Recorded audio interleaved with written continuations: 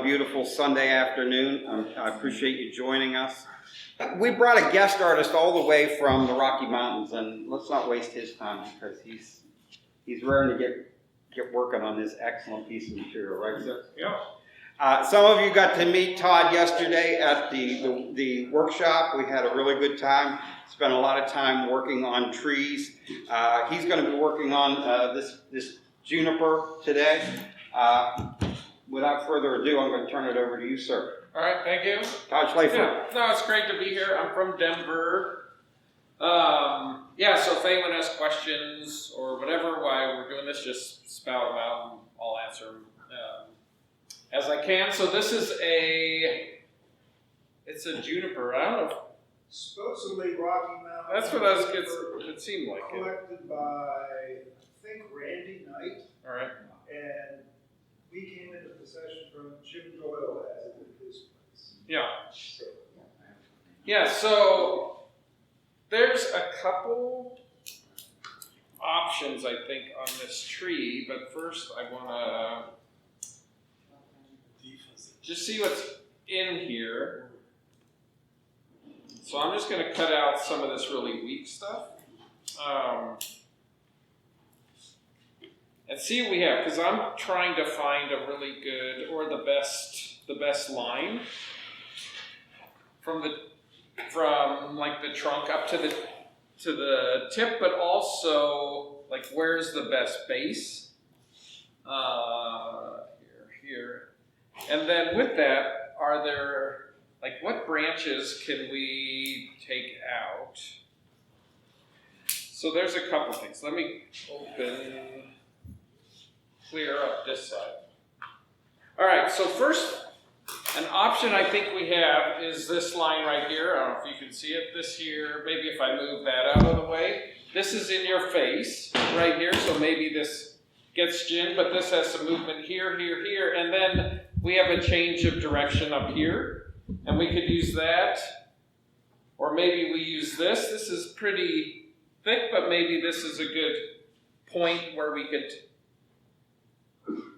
that could taper off. Also, like this side here kind of has a nice base too, and this has movement in here. This here, and maybe like this, we tilt it a little more.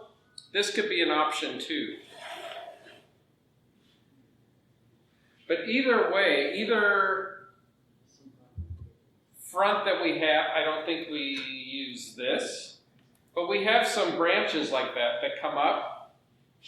And so like one option, I kept thinking about this, it's like, okay, what do you do with this tree? It's like, an option I had at first is like, do you take this and hollow this out, bend this in, and you build a whole little tree out of this, and this is all dead wood. It's like, all right, you could do that. But just, I don't know, there's some lines in here that are really nice. So I think we keep it a little taller and not compress it down, but let me just cut out some of these branches in here. And two, it's like, all right, how tall should this be?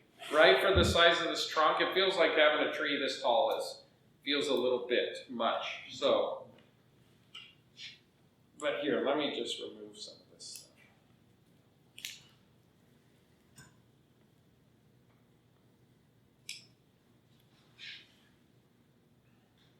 And two, like when you're looking at this, I'll do it from this side. Like if we use this as a transition point, then we should probably remove this, right? Because it's in the crotch. But if we use this and we gin this out, then we could use this as taper and then transitioning into this for an upper portion of the tree. Okay? So I think we use this for sure. And we'll leave that, we'll leave this. This feels pretty tall up here, but where are the best branches? I'm going to leave this.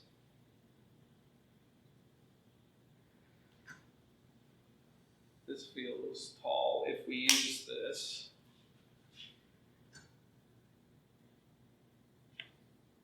This is pretty good. This has a long run without any taper, or without any branches, so let's take that out. All right, so I'll get, we're here, or we're here. All right, so let's do this. What line do you guys like the best? Do you like, here, if I move this side, do you like this side better, where we have this motion in here and then a change of direction there? Okay, so that's option A. Or option B is to use this side here, and maybe we tilt it. Let me get this.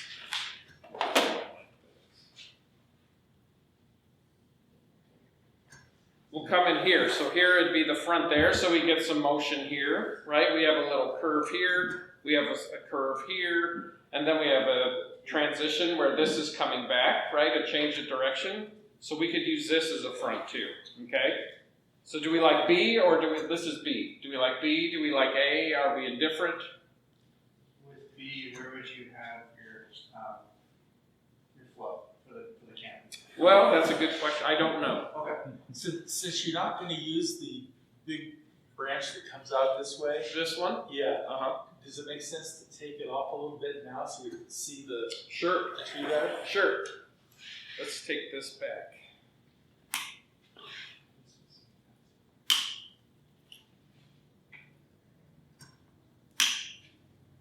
With this foliage of this kind of juniper, what are things you have to take into consideration when wiring? I mean, so we'll have to be careful when you're wiring this, right? And it's small, so we'll use a lot of, I'll use a lot of 16, maybe some 18, so it's just, and two, like these branches, like here, this is not too bad, but at times like junipers, like the Rocky Mountain junipers like to sag down, so we'll have to come underneath with, well, you know, and perk those up. Let's take this down a little more. Here, since we're not using this, let's just do this. Let's just turn this, we'll just turn this into deadwood right away.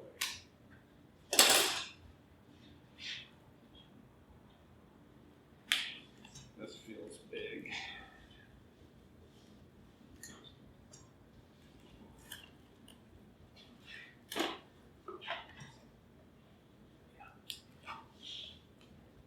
So here, when I'm making deadwood here, I'm just splitting it in half and then tearing towards me. I'm trying to just, right, expose that grain.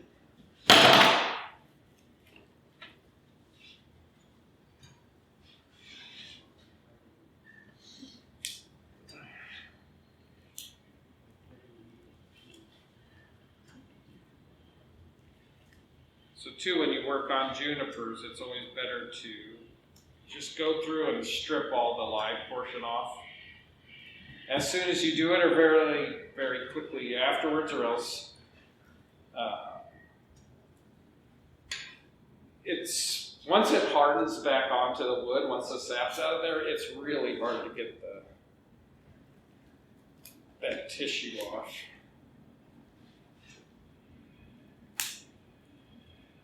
So would you lime sulfur right away?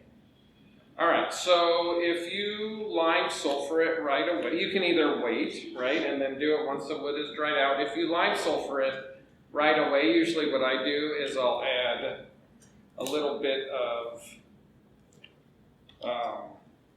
like watercolor to it.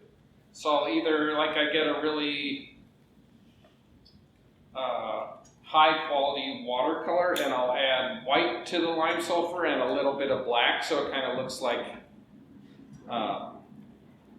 mustard, and then I'll paint it on there, so then it's a little more gray than just, because if I took like this piece of deadwood right here, if I just put lime sulfur on that, it'd turn it yellow, right? So if you put white paint in it and then a little bit of black, it'll turn it gray. So With the gray, does it add more age? add more what? Age in the study. Instead of just. Yeah, and usually, like, if you have juniper deadwood that has been dead for a while and you just clean it and then lime sulfur it and you don't paint it, it has that grayish kind of tint to it when it's done, so it's a little easier. It blends very Lem's a lot better.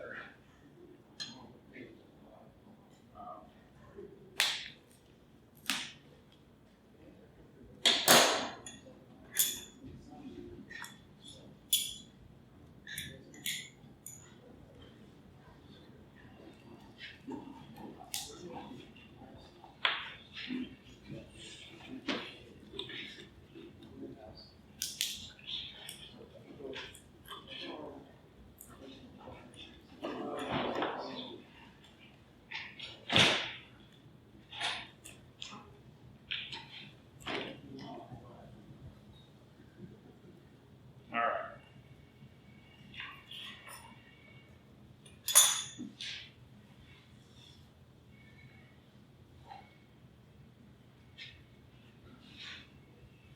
So if we come in from this side, I think we pull here, and so I think you have to come in between this and this, so this isn't poking you right in the eye, right? But we could bring this down as like a first branch, and maybe like if we have a change of direction here, maybe this is like a branch here, and then you could push the flow this way, right? Because there's a lot of open space there, so that's an option, okay? The other option is on this back side, right?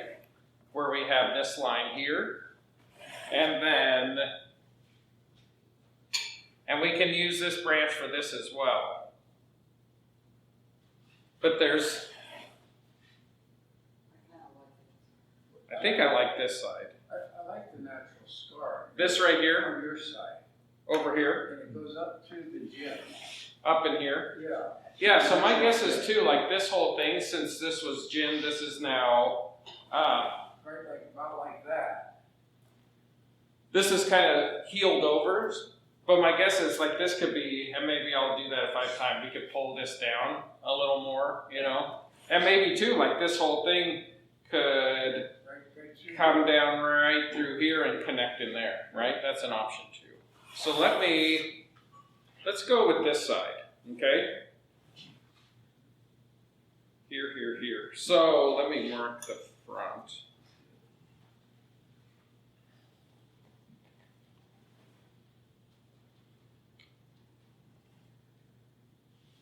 I'll comment right here. So it's going to be between this branch and that piece of deadwood.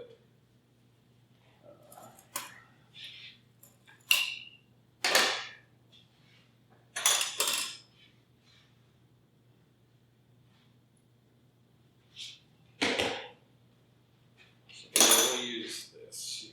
So we'll come in right here.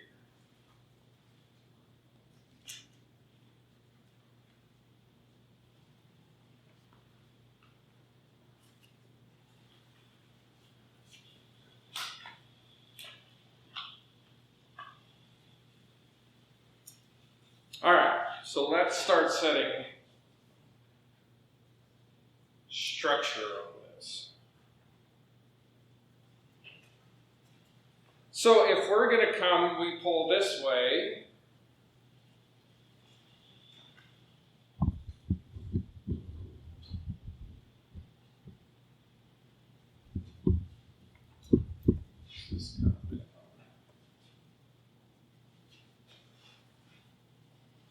So we'll need to stick something, all right, down in here.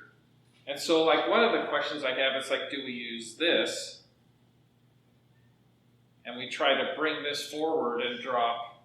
Is there anything like up here that we could drop down into it? There's this here, but this isn't in the, like doesn't emerge in the greatest location. And we need back branches. So let me cut out, we're gonna cut this back quite a bit.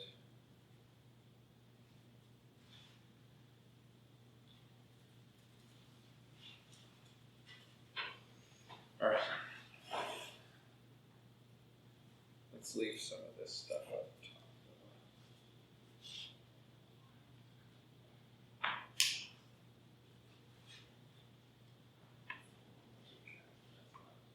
What's that?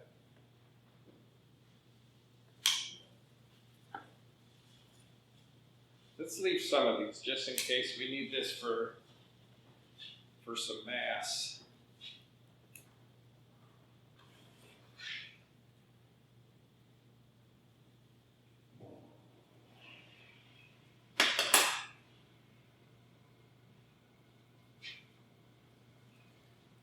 So do we use this? This is a question.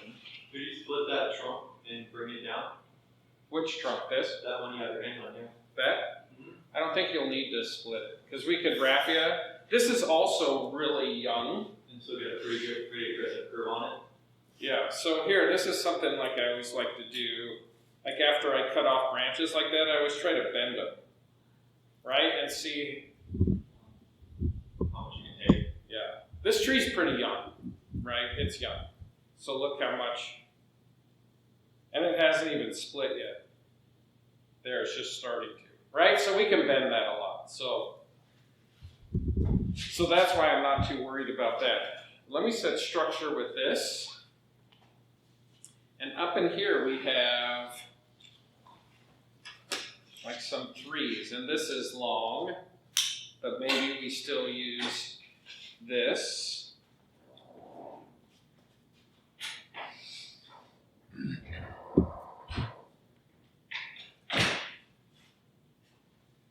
This could go back. Let's take this out of here. Let's take it out. All right.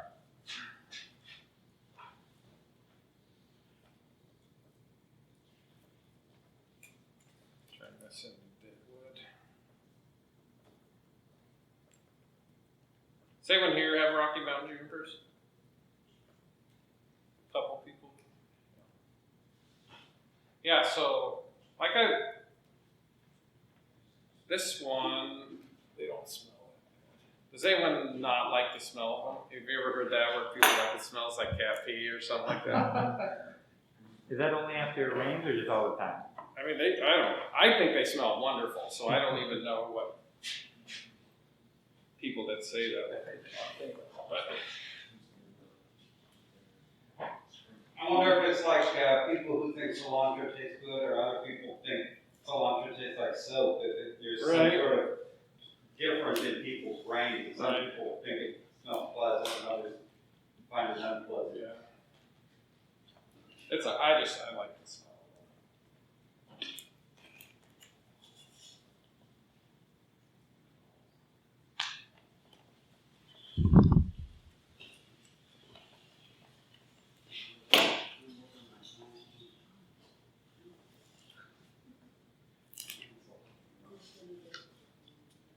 What's one thing I always remember when you're creating deadwood, as far as creating it, making it look natural? I mean, so junipers, like part of it is when you're making deadwood, you have to kind of look around and see what else is on there. Like this is a really young tree, so it's like there's not a lot of deadwood on it already. And then, let's say there is deadwood, you have to. Like if there's already deadwood on the tree, you kind of have to look at like what the other pieces look like, right? And because you want it to match those. All right, let's do this first. I'm going to pull. I think we use this as a transition. This will come here. This is going to come that way. Let's make that move first, because if that breaks in half or something, then we'll go to Plan B. Right? Which would be then using this. Okay, so that's Plan B. So we'll make that move first.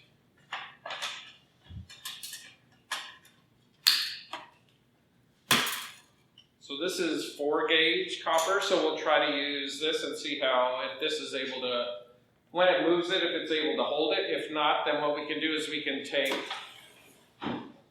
this branch here, we can guide wire it down to this piece of deadwood and pull this forward, okay? So, also when I'm looking at this, and if this is our front, this is going here. If I run our wire in the back here, right, as I turn it, it's going to push this to the back, right? Because the rotation of this is going to come this way. But I want to bring this to the front. So what I'm going to do is I'm going to anchor to this piece of deadwood, but I need my rotation, from my point of view, to go counterclockwise, okay?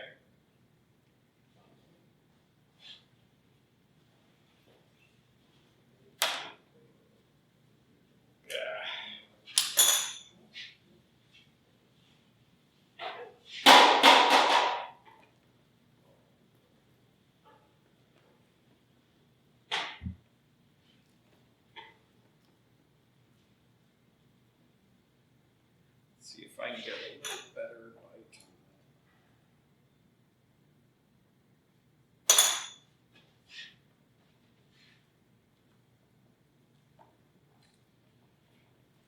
Come on.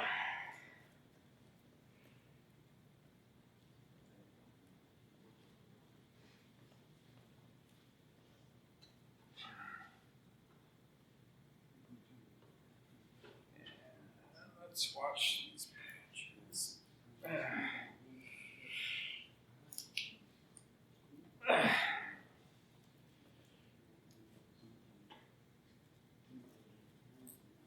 Yeah, I think he needs another cut.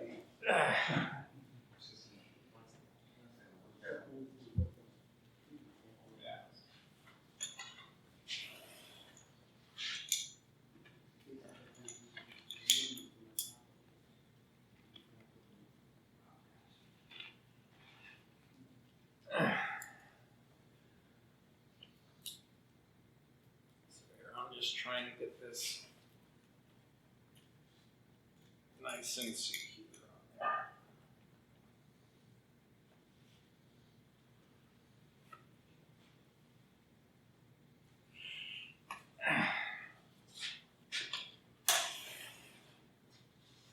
there. Here. All right. Let's see how this goes. Printing help you apply the wire? Does what? Printing help you apply the wire? Yes.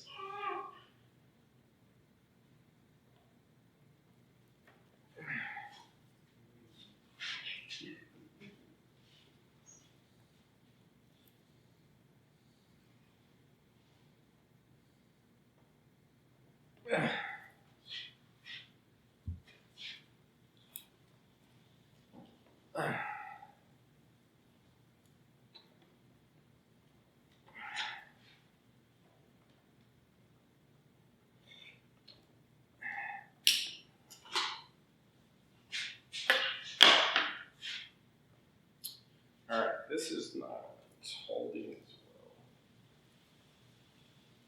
You're bending something that big, are you looking and hearing for cracks or tears or anything? Sure, but I'm also, like as I bend it, I'm trying to rotate it in the direction of the wire, that the wire's going, so then the wire tightens up.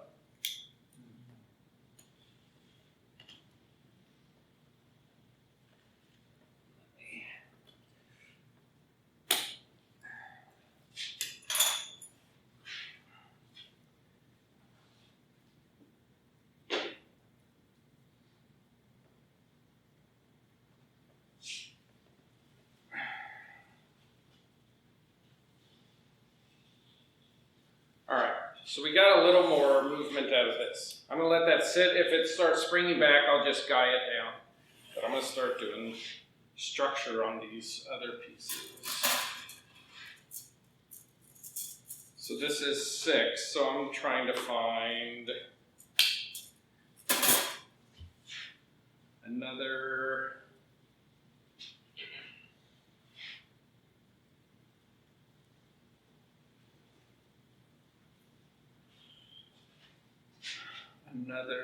piece that's of a similar size. This is here, so let's come back into here.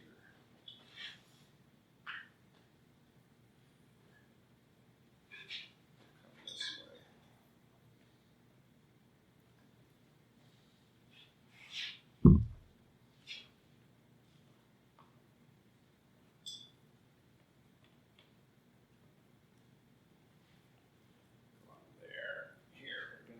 Here.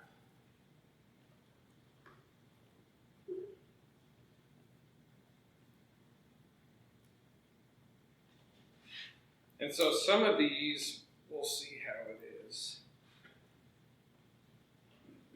But I'm going to try to leave, like maybe on some of these branches here, maybe I leave it like maybe they're a little longer at this point, just because we've taken off so much foliage. And with junipers, the strength's in the foliage. And so we want to leave as much as we can. So after doing work like this tree will probably push some more juvenile foliage.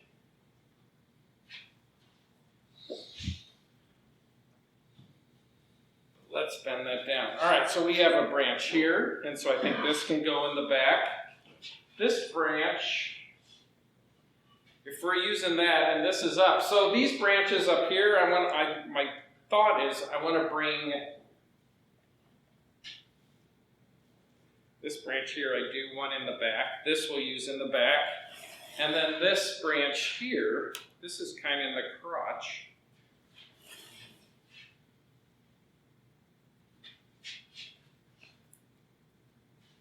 Let's put some movement into this.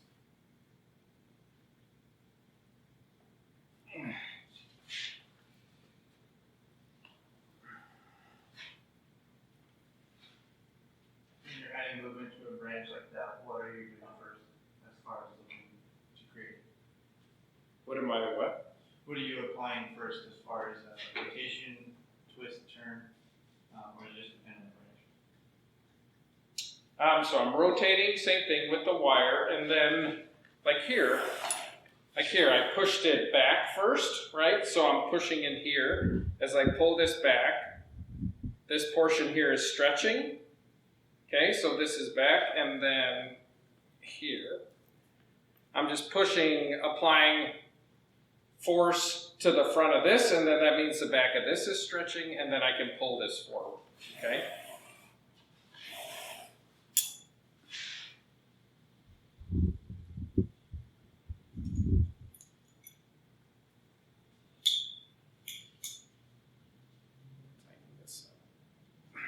All right, so let's set these up here.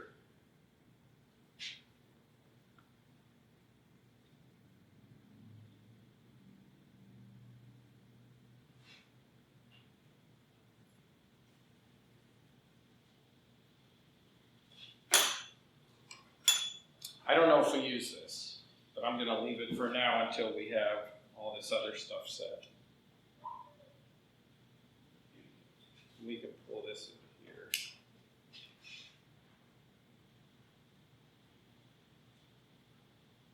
So if we do that, that means this branch. All right.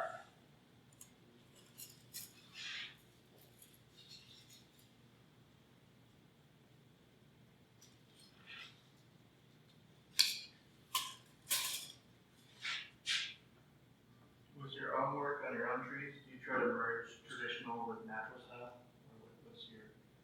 Is it case by case? I don't know.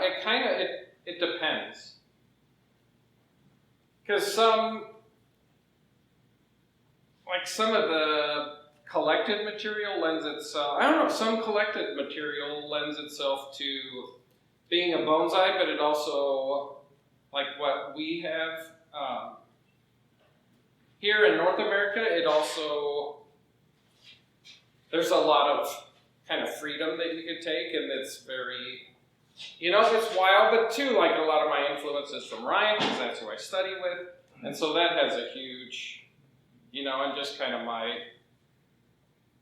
the thought process that he puts you through when working on trees is one of the, that's a big factor. All right, let's bring this down.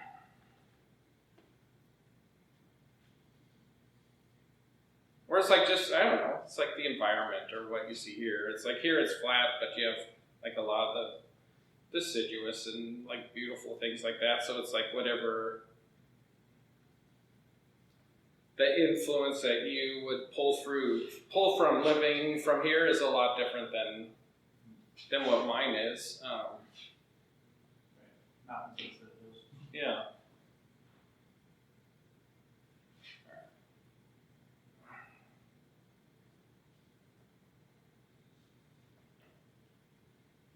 So I'm going to bring this down.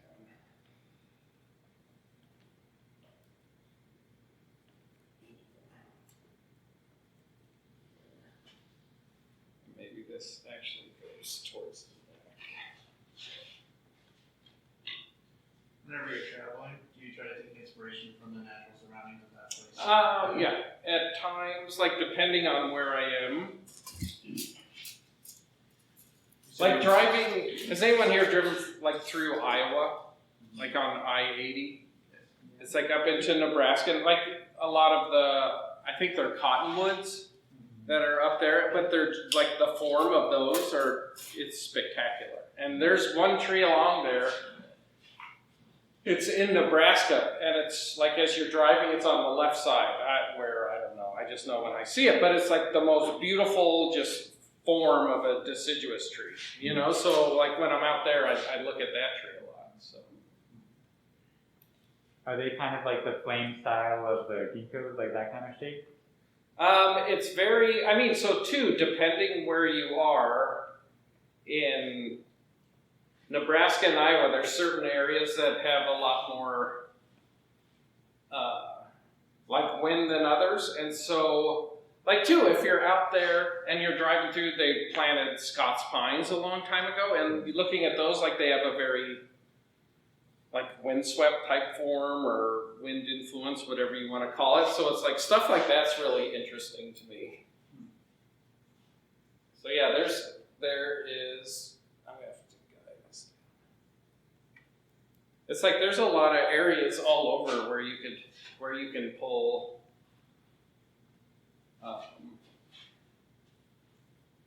pull from to get ideas, and that I don't know. It's like I wouldn't have thought that in Nebraska you'd have such a beautiful deciduous tree, and sure enough, there it was. It's like, wow, that's really something. So yeah.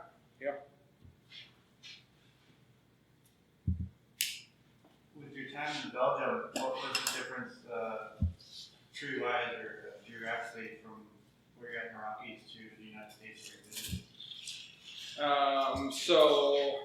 Belgium is pretty, like it doesn't get as cold. Like Denver's cold, right? It gets cold and it's dry, where in Belgium it gets cold, but it's not as cold, and it's more humid. But when I was there, like I didn't get to go to the mountains. I didn't get to, like one of the things I want to do is go to Switzerland and go to the Swiss Alps and look at like all the old form larches out there and stuff like that. I think that would be, because larches, maybe because it's that like you're always kind of envious of what you don't have, and we don't have larches in Colorado native, so like larches is like one of the species that I really, really love. Let's push this back. This over here.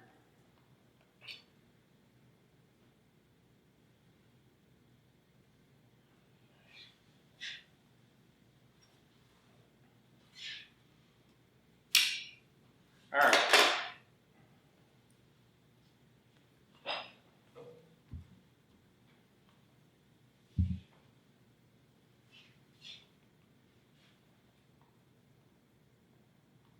This, we'll use that.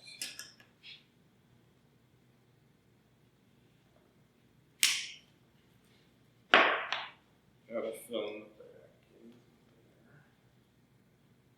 This we're going to take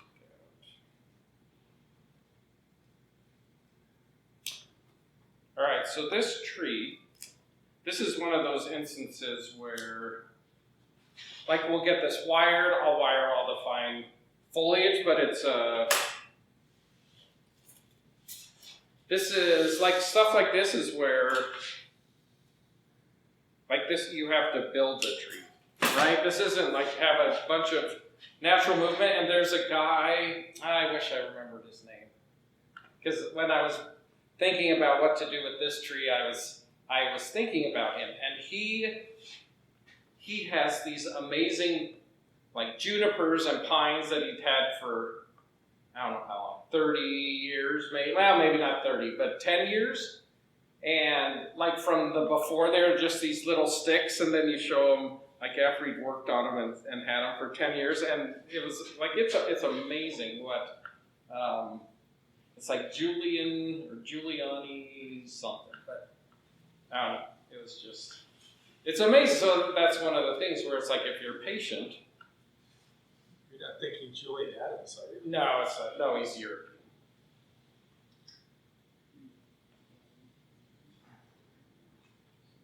But he just has like these some beautiful trees that he's just had. I'm just going to set that there. This is going to have to be goddamn.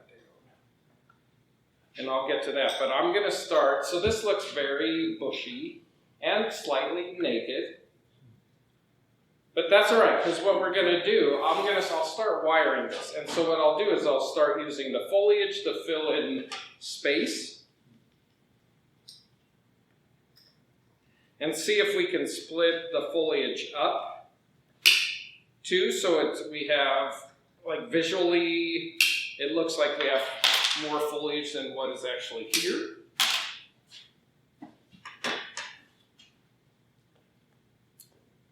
All right, so this is this I think we'll prune this back. This is going to come down into here, right, to fill in some of this. And then, like this, maybe we use all this at the moment, maybe we don't. But when you have stuff like this, right, there's this branch here, there's this branch here, and then this splits out. So maybe we can break this up into a couple different paths, which will take up more space, okay? So, but I'm going to start wiring this branch down here. You just said this tree will be, work in progress, building the tree. What are you looking for in the next season, as far as what to do or the application? What would you do this year? Sure. So I would, like next year, since we're cutting this much foliage off, I wouldn't repot it. But then next year you're going to have to just I would let it grow, right, until it puts out really long shoots, and then that's a point where you can come in and prune it back. And it's like eventually, like maybe this branch here, we'd like to have it in here, but there's just all these runs where there's nothing on there. So it's like you just got to let it grow and like build foliage mass and then come back in and prune it back. All right, so I'm going to cut out all this. There's a bunch of like little stuff. If you have junipers, like around some of these crotches, there's like just a ton of little shoots growing. It's like you got to cut those out, right? This is really long, so I'm going to prune back to here. And then, yeah, I'm cutting out like all this crotch growth. This is here, here, here. All right.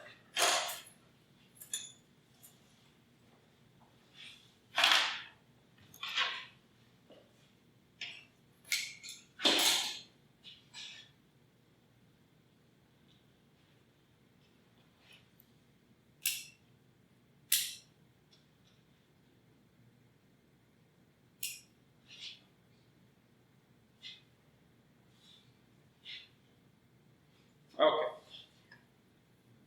So now I'm done with 4, 6, 8. Maybe I'll use some 10, but right now it's going to be a lot of 14 and a lot of 16. Pardon? No, 20. No. So you can use. I used to use 20. We were just having it's like this inside joke because we were talking about using 20. I think on Ponderosa, and it's like we're not going to ever use 20 on Ponderosa.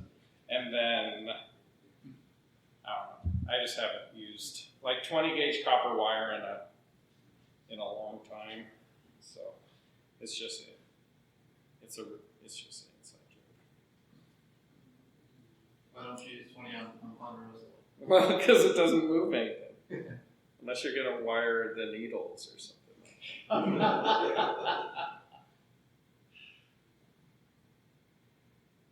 Yeah, so when I'm doing this too, and we were talking about this like yesterday in the workshop, when I do initial designs like this, I pretty much wire everything out. Just so I can get everything where I want it, and I have these branches placed where I want them, so.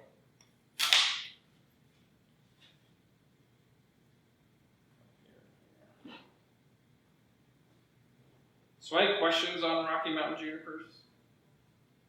Do you guys deal with fungus? Anyone that has them out here?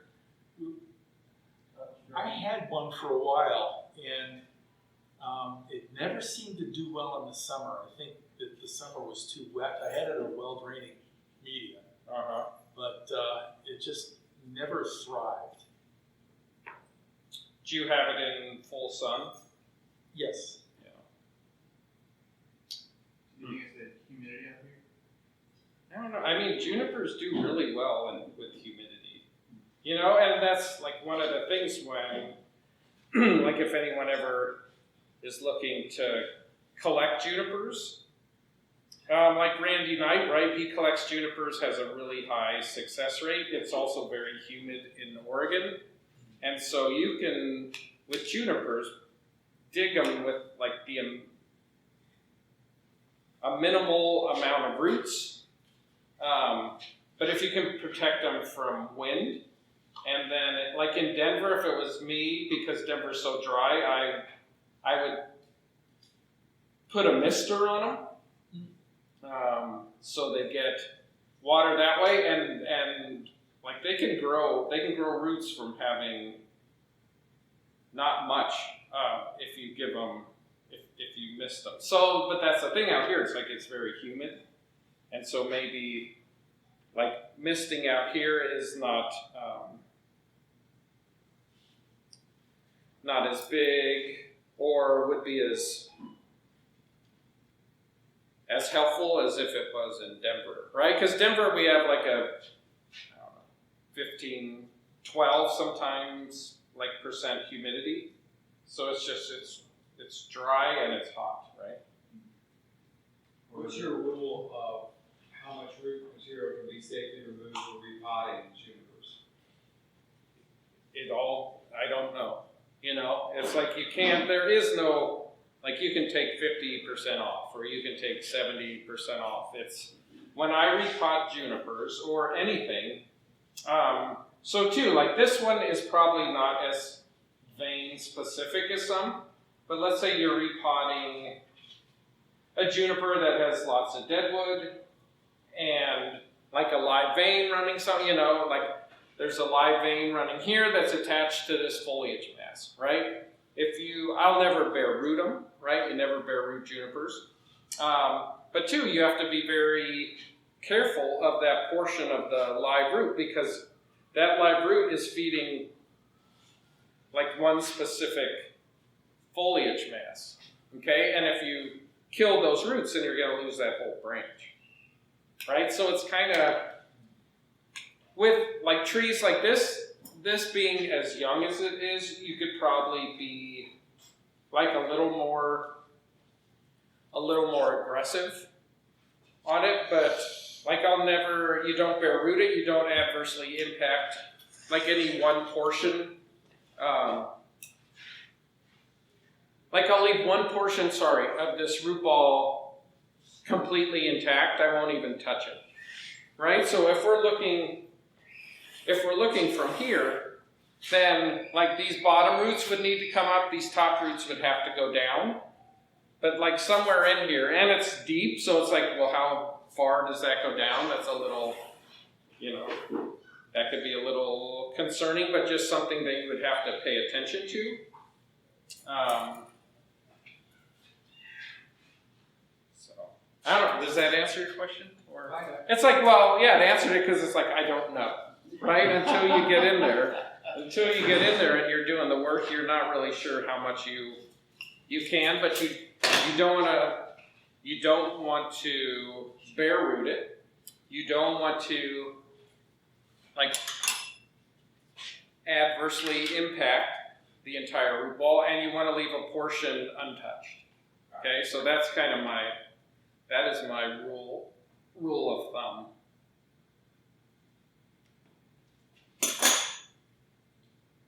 What soils are you using as far as collected versus developmental or, you know, not finished, but, you know,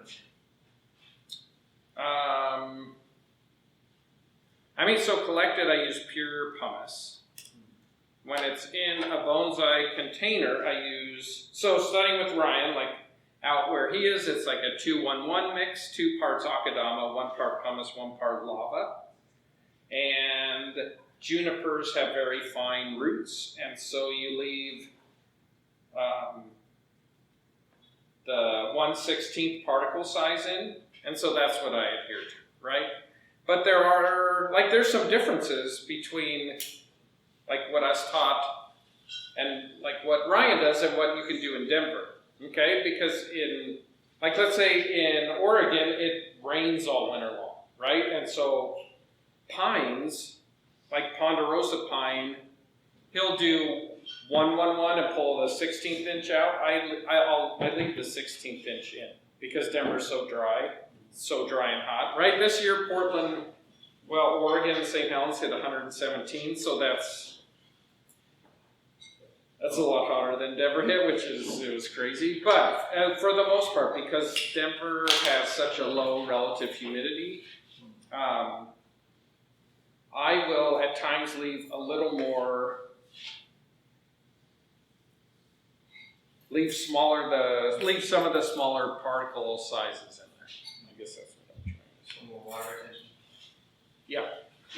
And actually, so the reason I started even doing that was I was in New Mexico and I was repotting trees for a guy down there, and there was a pinon pine, and I was going to put it in 1-1-1 mix and take out the 1/16 inch, and he's like, I mean, it's like Albuquerque, so it's really hot and really dry, and he's like, no, and you know how the sun is there, so that was like one of the first times where I actually made that adjustment, because it's like, well, yeah, that makes sense.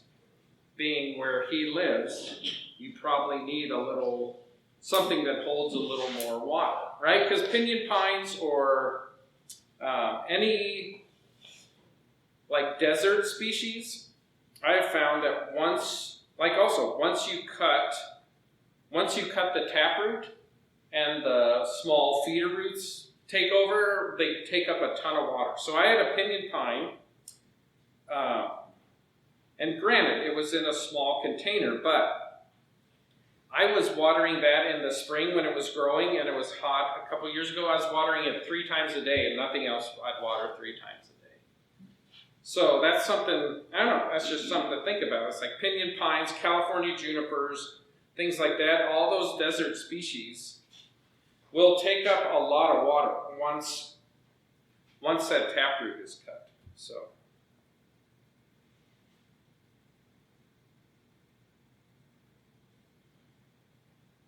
How do you think about building ramification on single flush pines like your ponderosas? How do you do it? Yeah. So the first couple years, I don't touch them, and I fertilize them really hard. Okay, so you fertilize them and they get more back bust, and then that's when, like this time of year here, and I get at Rob's, we were working on ponderosa. So like Denver, we're almost, if I worked on ponderosa this time of year, I would have to protect it and not let it freeze for a bit. But if I did work on it, like probably, we're in October. End of September is a really good time in Denver to work on it. Once the 3rd year needles start changing, that's kind of my cue. But I just fertilize them really hard, and then you get really long needles, and you just kind of know you have those for 3 years.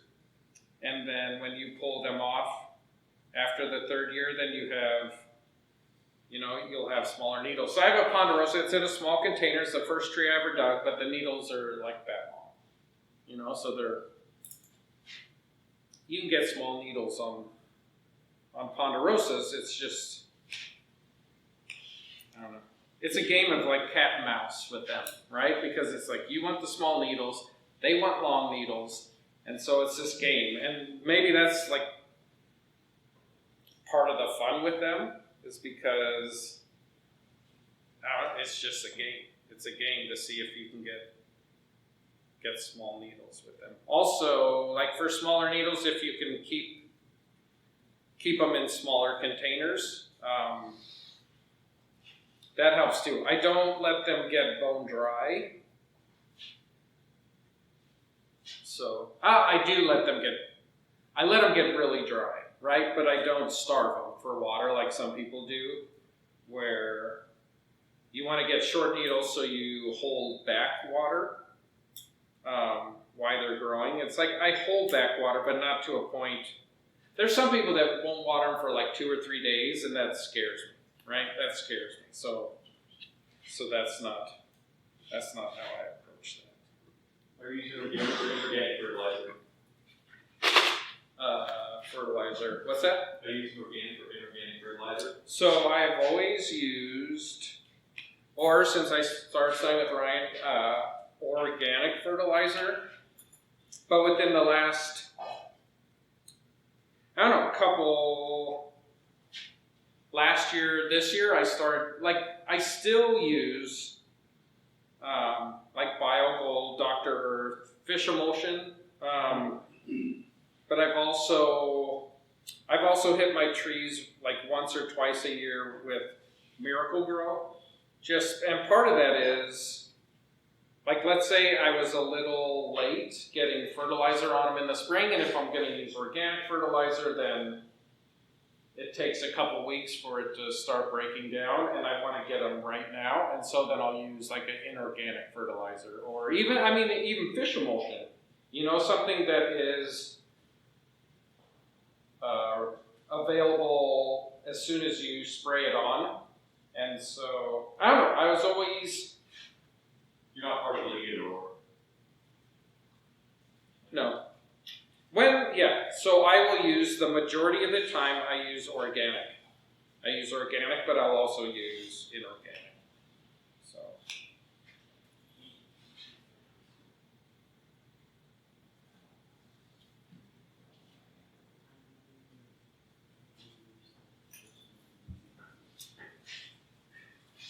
In your opinion, what are some things that are a must in that putting together the defining branch?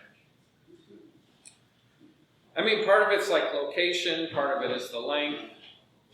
So this defining branch is really long, and like it is probably, like we were talking, this is out of scale, a lot of this will be. But in order to A, keep the branch alive, and B, like all these branches had just really long growth and nothing on them, so that's what I have to keep, But part of it is like like the first branch, right, is not always the directional branch, right? Something else could be the directional branch. Because on this tree, it's like, okay, we're pushing this way, this is coming this way. Eventually, probably this branch, this will be the short side, and then this will be a long side, right? But right now, because what we have, it's like this is going to be a really long branch.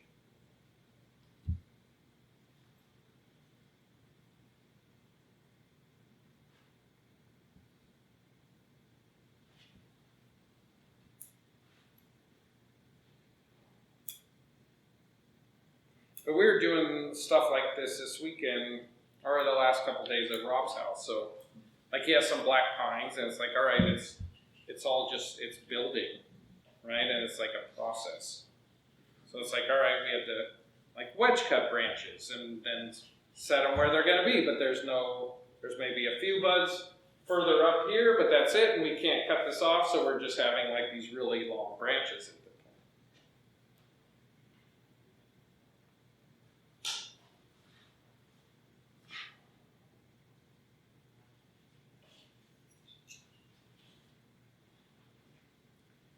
You said you've been studying with Ryan. What do you look for? What would you tell someone to look for in a teacher? What to look for in what? With the bonsai, what would you say are good characteristics or what you should? I mean, juniper, junipers, you get crazy movement, you get like lots of dead wood. Like, can you find a live vein that emerges on the outside? You know, there's some things that are perfect, but also with junipers, they're with different like techniques and raffia and different things. It's like you can move branches a long way. So trying to make sense of that can be very difficult. But yeah, I mean, it's like good deadwood, the movement, the crackling in it. What's the foliage like? Because there's some foliage, like this one's a little hard to tell, but it's like maybe this is a little, there's a lot of juvenile in this, and it's also like a little bit wispy, but we won't really know until it grows. And all this juvenile, this is all juvenile, right? All juvenile foliage turns to adult foliage. And so once that happens, we'll know. But there are junipers out there that look like the Japanese junipers, like Ituigawa and Kishu, and so there's a lot of different varieties. Like that's the thing, there's a lot of, like when you really get into junipers and you start looking at them and you start seeing just numbers, like different numbers of junipers, there's a lot of just different variations in the foliage types, right? Same with ponderosas. Like some ponderosas have very straight needles, some have curved needles. You know, I collect a lot of blue spruce, and some of the blue spruce are like fluorescent blue, some are green, right? But they're all blue spruces. So there's all sorts of variations to the species.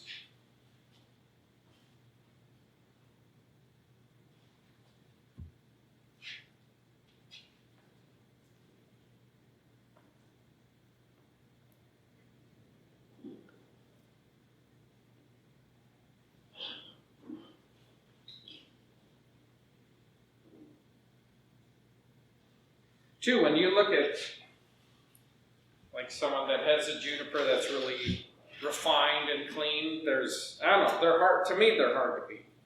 Partially because they're so labor intensive,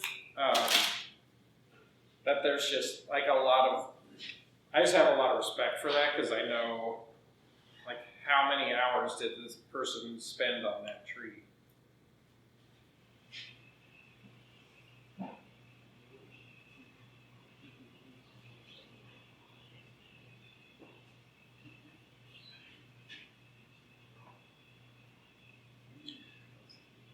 So, like, if you're looking for a teacher, find a teacher that works on species that you like and are interested in working with, and then look at his trees to see if you like what he does with them.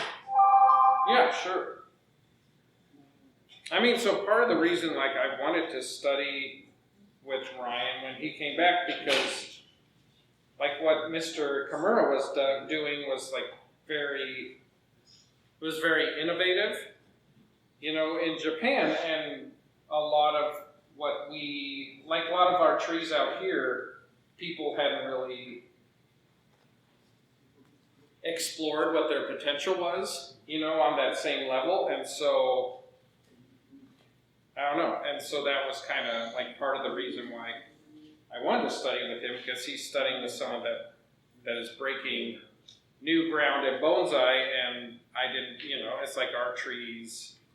Some of the species of our trees hadn't really been explored to that extent, you know? And so the first time I went to his garden, Ryan's garden, I had never seen like junipers that were that refined, junipers that were that big. You know, it's like everything was big. And so it just changed. It changed how I looked at everything after I went there for the first time. There's what, over 900 trees? The what? There's over 900 trees. Yeah, but regardless of that, right, it's just, yeah, the volume of, like the size, it was pretty incredible, it was incredible, so.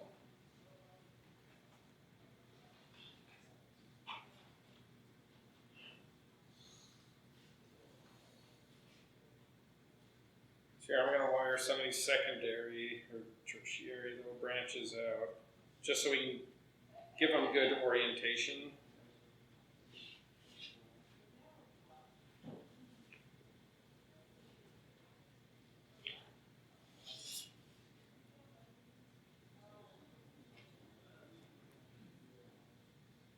Prune out what I can.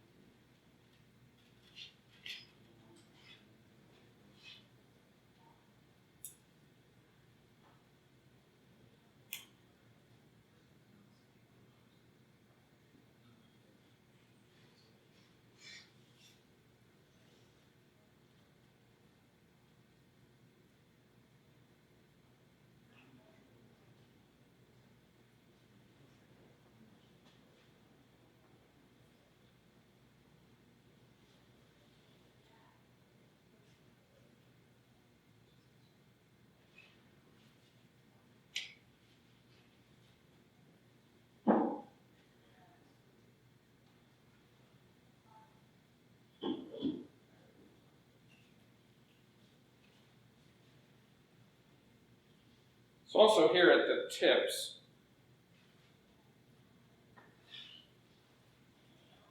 like I don't know, like people are taught different ways, so I know a lot of people at the tips, like they do a little loop. But let's say like this is the foliage here, like at the end, I just take this tip as I'm wrapping it around, and then I just like slide it under and give it a little perk up, and then the foliage is able to sit right on that, and that's a way you can keep the foliage up and not sagging. So.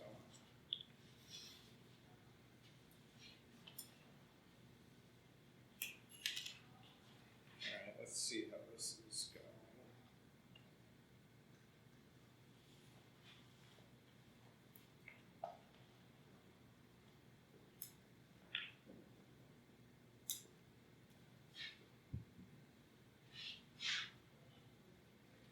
All right, I'm going to spread this out. This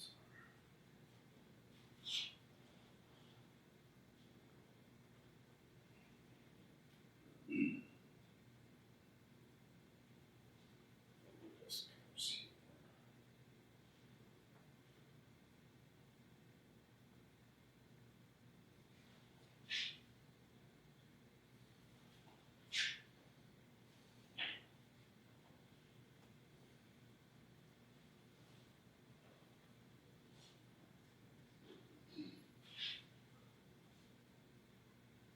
What initially got you into bonsai?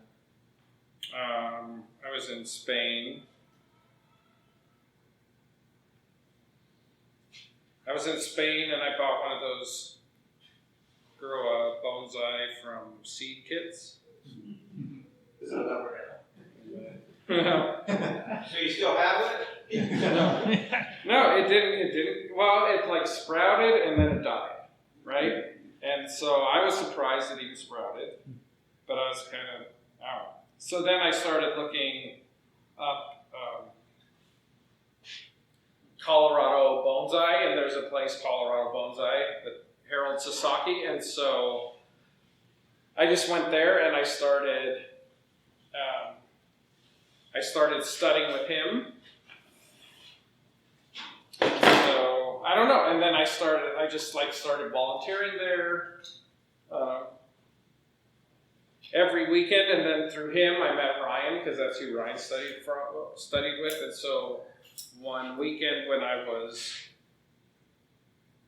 or weekend, it was some night after work, Ryan was coming through to get his visa renewed, and so I was over at Harold's because it was right by my work, so I'd go there after work, I'd go there like at lunch, and so I went over there, and it's like, oh, Ryan's coming, like Ryan's getting his visa renewed. He's coming over. So I met him at Harold's for the first time. So.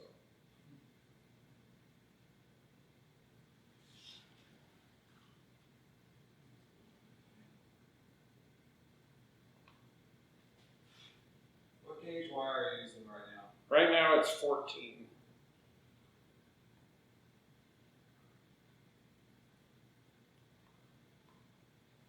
So this is 14 on these branches, and then on the finer stuff, I'm just using 16.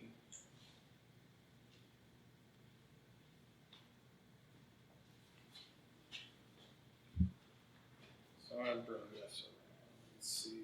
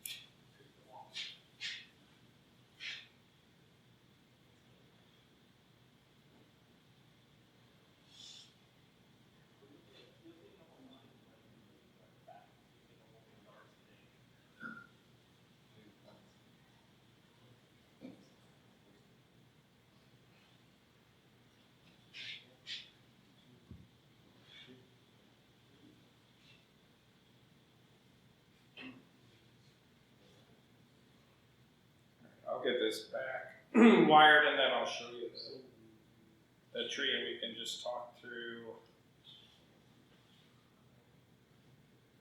like maybe where this lowest branch, where it would like to end up foliage-wise and size-wise.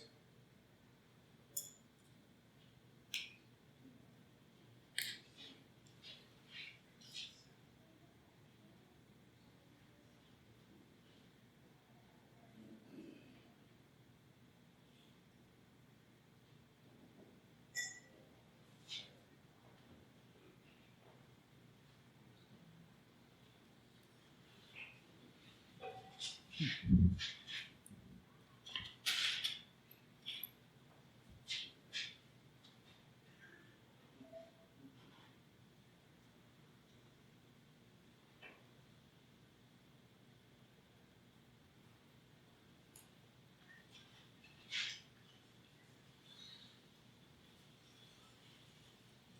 you prefer to work on collected trees or nursery stock, or what do you prefer?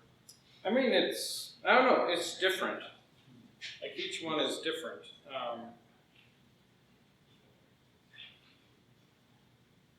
Like this morning before I came here, I was working on like a field-grown Scots pine. I mean, hear me, like collected trees are amazing, right? Like really good collected trees. It's like it's hard to beat that, but I don't know, it's fun to take like a field-grown piece of material and turn it into something, right? It's just, I don't know, it's like, do you have to have, at times, a little more imagination with those. You have to see the future. Yeah, you have to see something, right? But part of it, it's like, well, you just gotta, it's like find the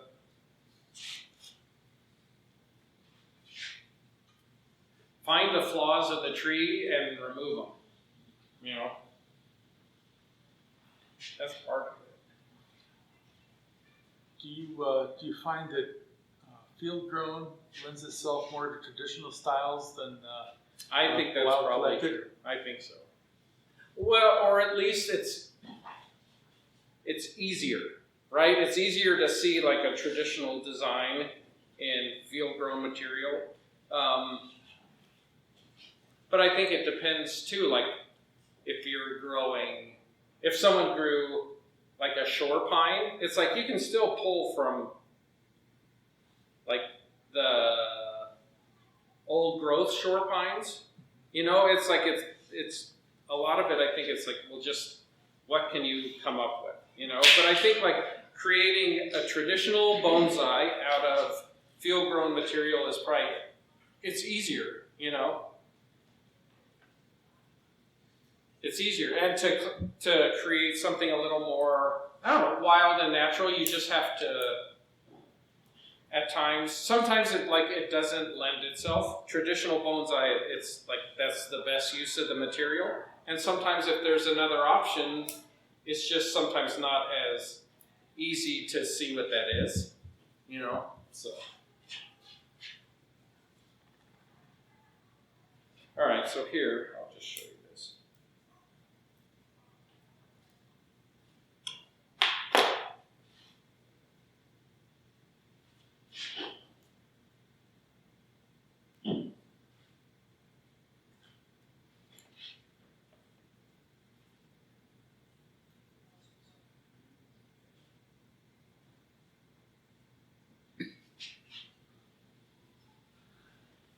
All right, so here are these two paths, and then I'm going to start with this, and maybe this like kind of peeks through in the back here, but our front is like in between these two branches, all right? So I'm just taking this and I'm just, look how wide it is, right? It's just wide. I just spread all of it out because we have nothing in here, right? There's nothing further in, and it's like maybe you cut this back to here now, but it's like maybe the tree suffers from that too, right? So it's like, I'm just gonna leave this long, right? And as this like gets back budding in here and these grow, then like this will be able to get shortened. And two, like this isn't the best, like the most beautiful branch in here, but at the moment this is what we have, right? So it's like I need to use this here. This is gonna come down into here, right? And maybe this up here we can pull out into here, or maybe this gets pushed over here, you know? So it's like I'm just gonna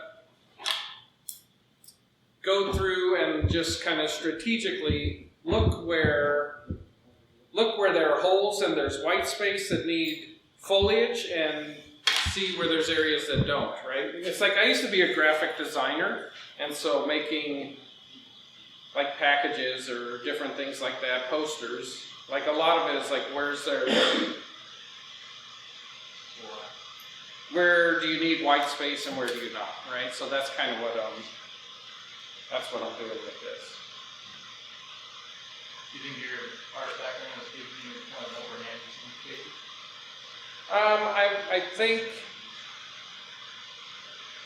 I think it helps, right? But too, it's like I am not is there any, well, you're a fine artist? What's your name again? Jim. Like I'm not a fine artist. I don't draw well, right? It's like stick figures are about the extent of my drawing ability, so I don't draw well, but I'm like creative, you know? And when I was an art director, what I did, it's like overseeing a brand, and so then knowing, like looking at different packages or looking at packages different people made, and then kind of knowing what was wrong and being able to fix it, you know, it's like that's kind of, I don't know. So I'm not a fine artist. I'm a graphic designer. I do lay stuff out, but I'm not a fine artist by any means. So. Would you view bonsai as more of a craft than an art then? Okay. No, that's fine. Like for myself? Yeah. Or because there is certain things that you can learn for it and different things just to that. I mean, I think for myself it's art. That's how I approach it. Because I get like really excited when I make something beautiful out of it, you know. I don't know. I think for myself it's an art over a craft. So. Are you turning the branches upside down when you do On this one? that? Yes. Well, this one here, like right now, this is upside down. Yep. So when I wire it, it's going to be right side up. So I'll have to reorient it. Okay. You did that this weekend. That Andressa. The what? Andressa. We twisted it around, it was upside down. Yeah. And you see everything. yeah, it's like you always got to reorient the foliage or else, like depending on what it is, some things burn.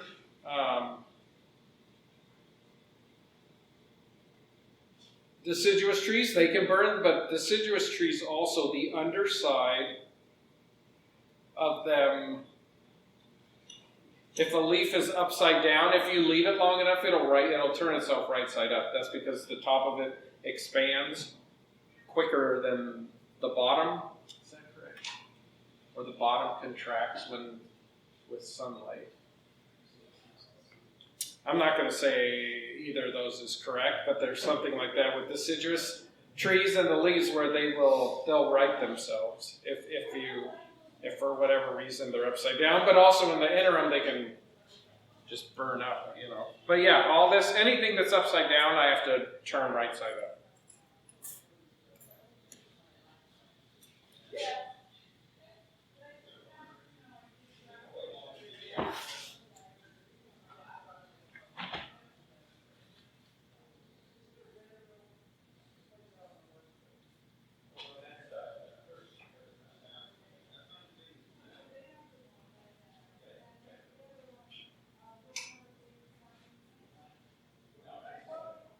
What finalized your decision to do this as a profession?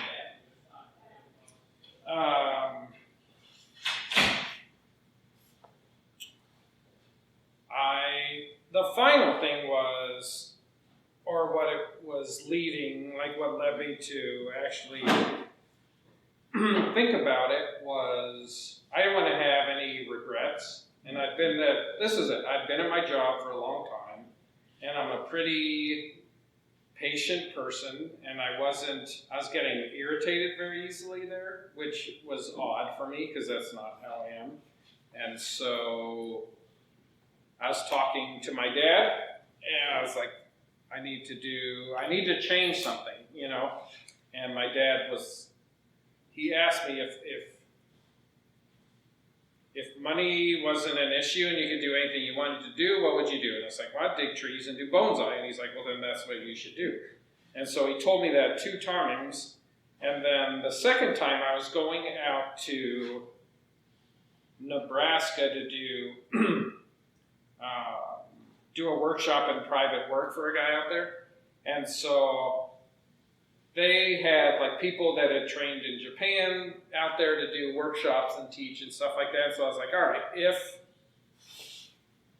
if they ask me to come back before I leave, right, so not after, before I leave, then I'll quit my job and do this full time. That's what I told myself going on. And so I was there and I'd done the work, and kind of over the weekend he'd said, you know, we should look at dates for next year. It's like, yeah, whatever. I didn't like push it. It's like, I'm not going to try to force anything. And so I didn't. And then the last day in the morning, I was packing up and I was getting ready to walk out. He goes, here, let's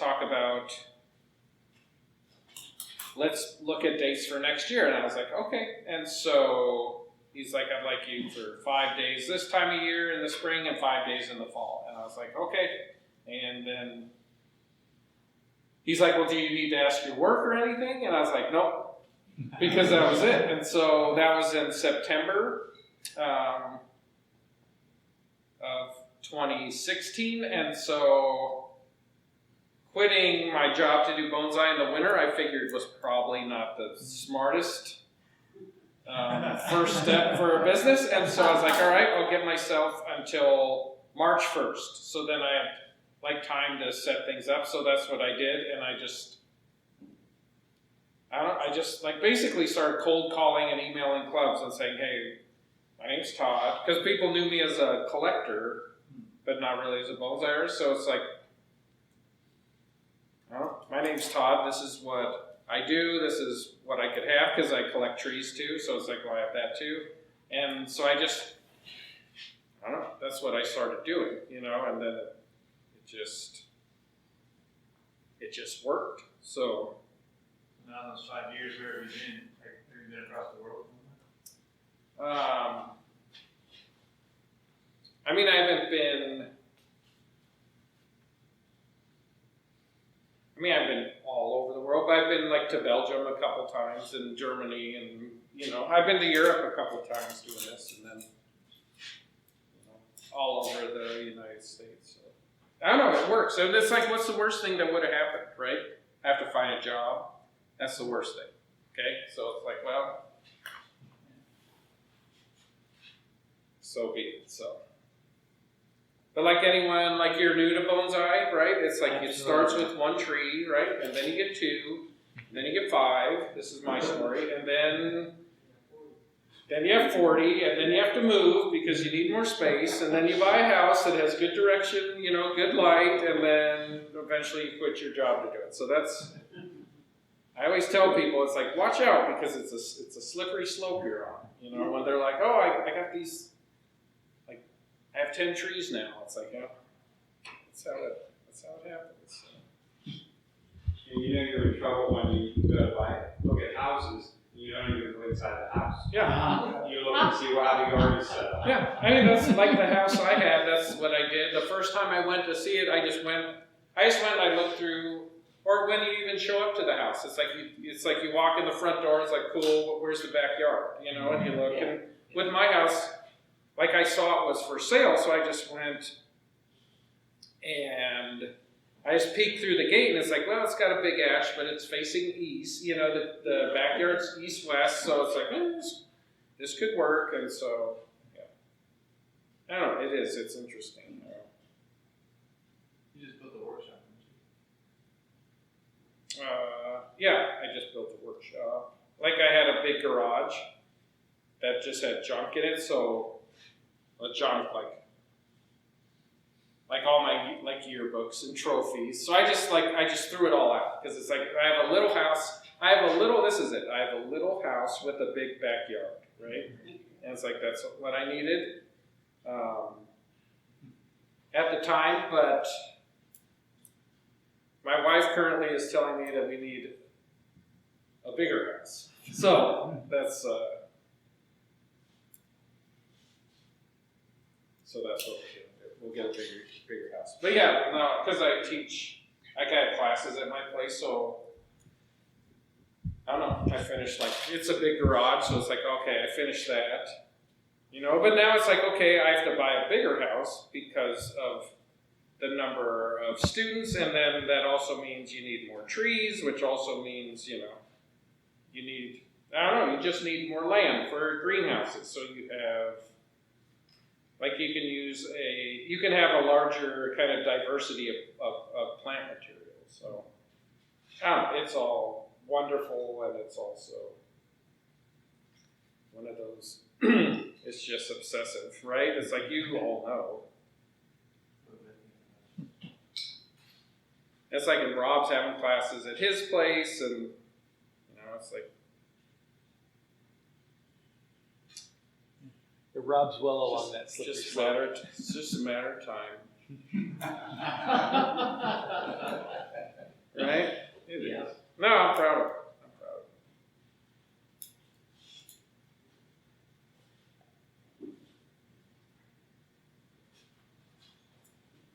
Did you enter any trees into the national this year? I did. I had a Doug fir. That was in there, and so there were 2 trees. That was my tree, a Doug fir that I had done work on, and then I had like a client's tree, a blue spruce that I'd done a lot of work on too. So It was May, and did you win an award? I did. I won like best tree and accent plant, which. It is what it is. It's funny because I went and I had like my Doug fir, but I didn't care about I didn't want my Doug fir. I didn't care if my Doug fir won anything. It's like I wanted my client's tree to win something, you know. And it's like he drove out from the guy whose tree I took out and showed and had done all the work on. He was the one that I was at his house when. He booked me for what was it, 2017, right? So he was like the guy that made, where it was like the if then, he was the if took place because of him, you know, and so, I don't know, I didn't care about whether my tree won or not, and so it's like, I rewired my tree and I cleaned my tree, but I didn't put a ton of time into my tree, but I put a lot of time into his, you know, it's like I wanted his tree to, but if, I don't know, if anyone here watches or is part of Mirai Live, but Ryan talks about that tree in his critique of the national show, if any of you are, are a part of that, so. I have a link to it in the newsletter under Bonsai Tonight. Yeah. So, it's an interesting critique of the show, and he actually, because he critiques my fur in there, and it's like his critique is spot on, right? And I knew it going in because he was saying like the tree, there's some branches that probably could have been removed, you know, but it's like I left it very full, and I did it on purpose. But part of it was, it's like I wanted to show the tree. I wanted to show a Doug fir that is very full and ramified, because a lot of them that you see aren't. But I also knew there were some improvements down the line that could be made, you know. But I didn't do that then because I put more attention into my client's tree. So, all right, how's this thing?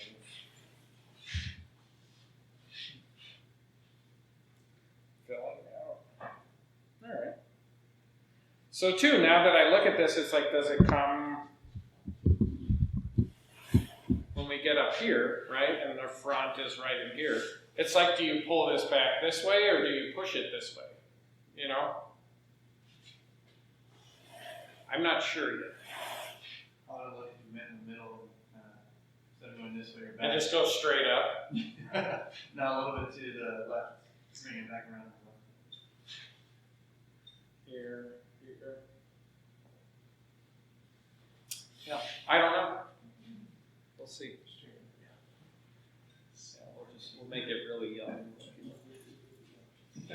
How are we doing on time? I'm going to stay until I finish the tree anyway. I just need to know because I have a plane I have to catch at 7:30. So. About 30 minutes. All right.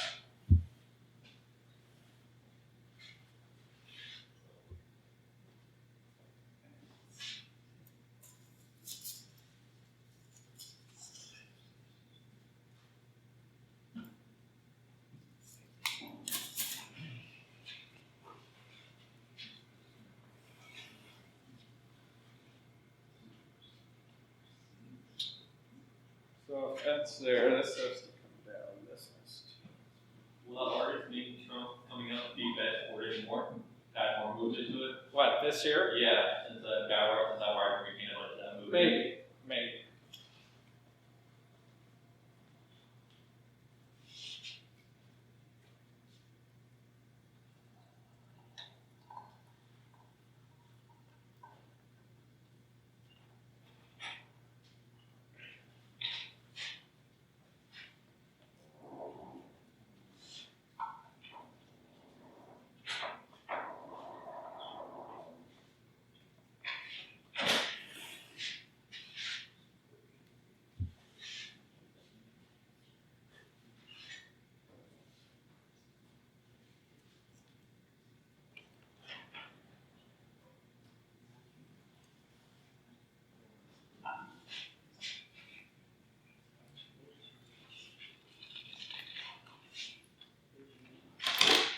All right, so some of this in the front, and also when it's done.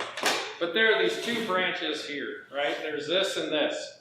So I'm going to keep this up, and I'm going to drop this down. And so we're going to make like two separate pads out of that, which will help like fill in for like some of the visual mass.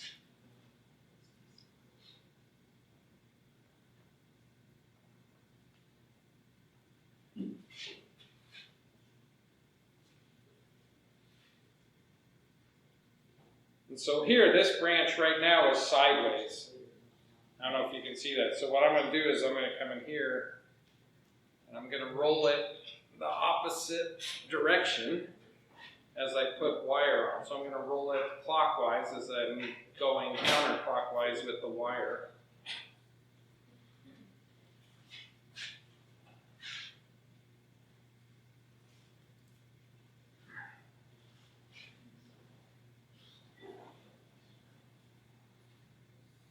This up here, we're going to keep this up.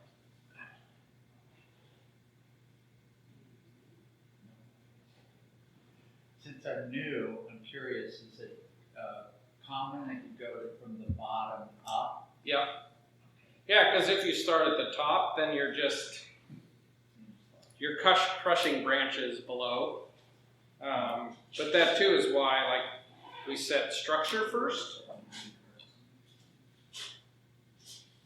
So you kind of know where everything is also. And then, like, because especially on junipers, we're doing this fine wiring. And if you put big wire on, like in this area somewhere where all that fine wire is, you're just going to destroy what you've already done, so. Can you talk a little bit about wiring technique as you do those classical bridges?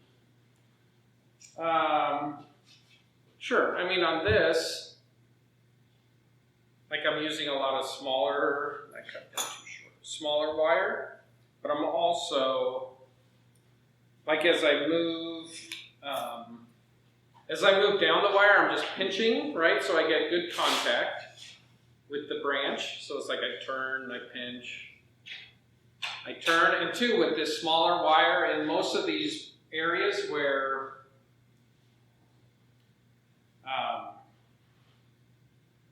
I start adding the small wire, I'm crossing, right? So I'm crossing wire all over. So I know some people say, like, you can't cross wire. It's like, well, you have to, or else you're not going to have, the wire's not going to be stable. So you don't ever want to cross it with structural wire, but the secondary and the smaller wire, secondary too, like if you can get away with it, you don't want to, but with the small, like 16, 18, even 14 gauge wire, a lot of times you have to, or else you're not going to get good contact with the branch. So that's one thing. And then on this, with all the tips, like cleaning off the bottom, taking out anything that's too long, but then like tipping, like perking the tips up, right? So on junipers, you want to have perky tips. As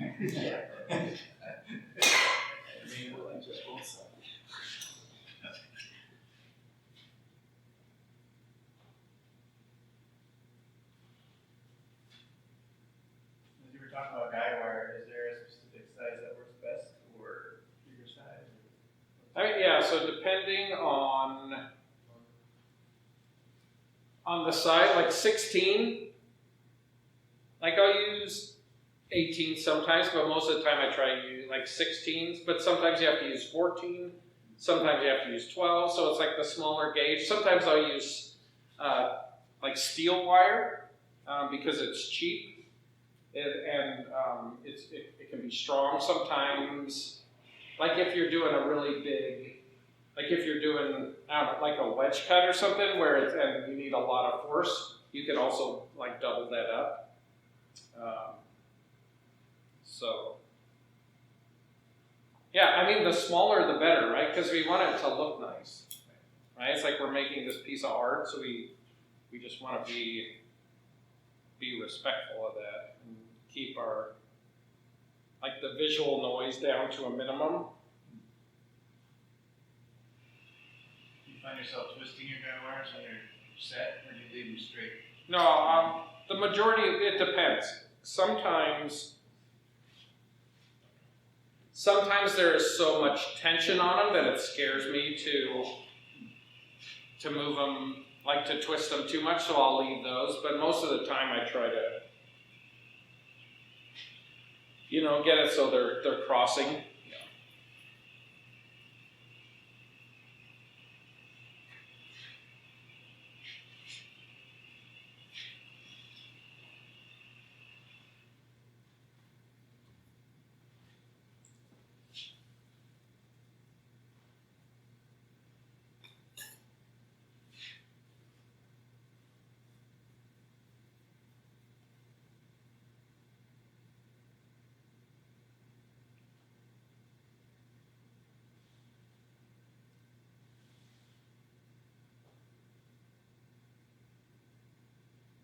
some other branches are using one small wire or 2 branches to get better light and more stability on the pot on that pad.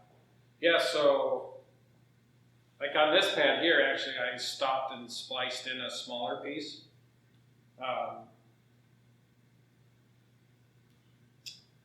Ask that question again. 1 wire, 2 branches, just to get more just. Yeah, so I'll always try to wire more than like 2 branches with 1 piece of wire. It's like have it so it's functioning. I heard it yesterday. Yeah. When people were saying, oh, I don't wire well, or I don't like to wire. Right. What's your advice for people that don't like to wire or think that they don't do it well? I mean, so wiring is not easy, right? And wiring well is not easy, right? The same with like making an apex. An apex is not easy, because if it did, we'd all have beautiful apexes, if it was, right? But wiring is not easy. That's like the biggest takeaway from that. It's like that's what I would say, but also it's like there's fundamentals to wiring, and you have to hold yourself like accountable. And it's like, I know it's easier when we're at home doing it ourselves, but there's just like, there's rules, where it's like, you don't want gaps, and you want the same spacing, and you want the same angle, so like some people, like the angle of the wire is very tight, right? And it's like, the angle that I go for is like, 55, 60 degrees, right? Not 45 or 30 or whatever. It's like elongate it, because if you think about it, like having the best way to bend this branch is to have a wire on top, right? Straight on top. If it just laid on there on top, that'd be, because that's the best way to bend a branch, but we can't do that because the thing will fall off. And so, like by elongating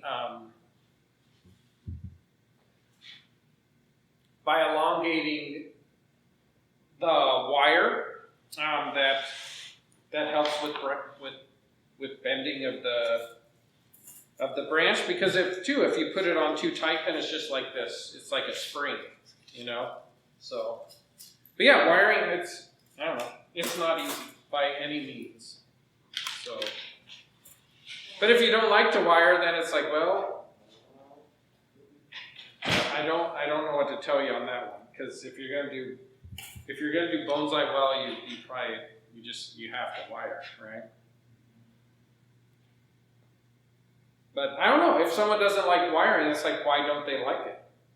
Do you not like it because you don't think you're any good at it and it's frustrating? Are you, like too, when you're wiring and you're doing this, it's like, we were talking about this yesterday, it's like all you're doing is problem solving, right? So it's like you do this all day, it's like, man, I'm really tired. It's like, yeah. Like mentally, I'm sure you are, because you're problem solving, right? It's like, where does this wire go to? How does it attach? Where does the branch go? So it's, I don't know, it's not, I guess that's my thing. It's like, I understand, right? It's not easy.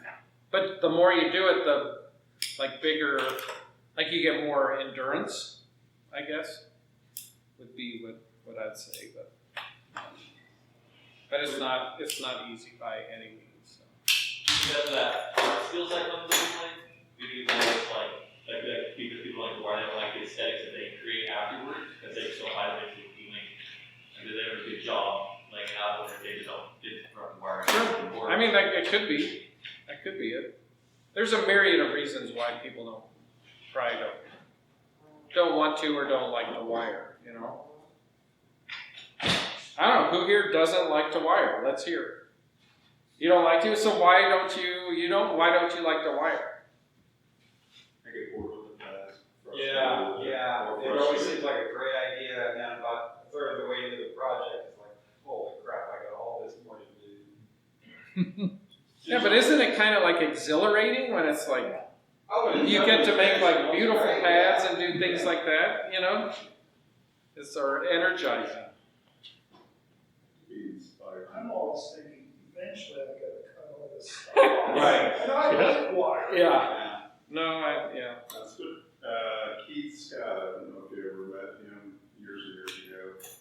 One of the things he says is if you don't like wiring, don't. He says because if you put it all on, eventually you're gonna have to take it all off. Yeah, I mean, that is true. Yeah, and there's times where I'm wiring, it's like, oh man, this is gonna take a long time to, once I have to take this off, you know, but. I think that there's a difference between good, effective, practical wiring and very aesthetically pleasing wiring as its own art form. And I think some people get kind of caught up in making beautiful wiring when they could do it fast and dirty and effective. So when was wiring introduced to Bonsai? That, I don't know. Don't show it, what your tree looked good, wire on there? I mean, and that's what I was going to say. It's like, are we creating art? It's like you want it to look nice, right? And I guarantee you, the better you wire, the cleaner and the better your, or not even cleaner, but the better your tree will look. The more, it's like, yes, like there's functional wiring and then there's beautiful wiring, right? It's like there is a difference there. And so, oops, I have to wire this first. I guess I don't know if I've given up or I'm resigned, or my just viewpoint is that your bonsai can't look beautiful every single second. It can't? I don't know. There are works in progress, and it's Sure. you know, a building is beautiful when it's finished, but also when you see it halfway finished and you see the structure and the engineering in it, that's a different sort of beauty. Sure. But the structure and the pieces that are going in to make that structure look beautiful, right?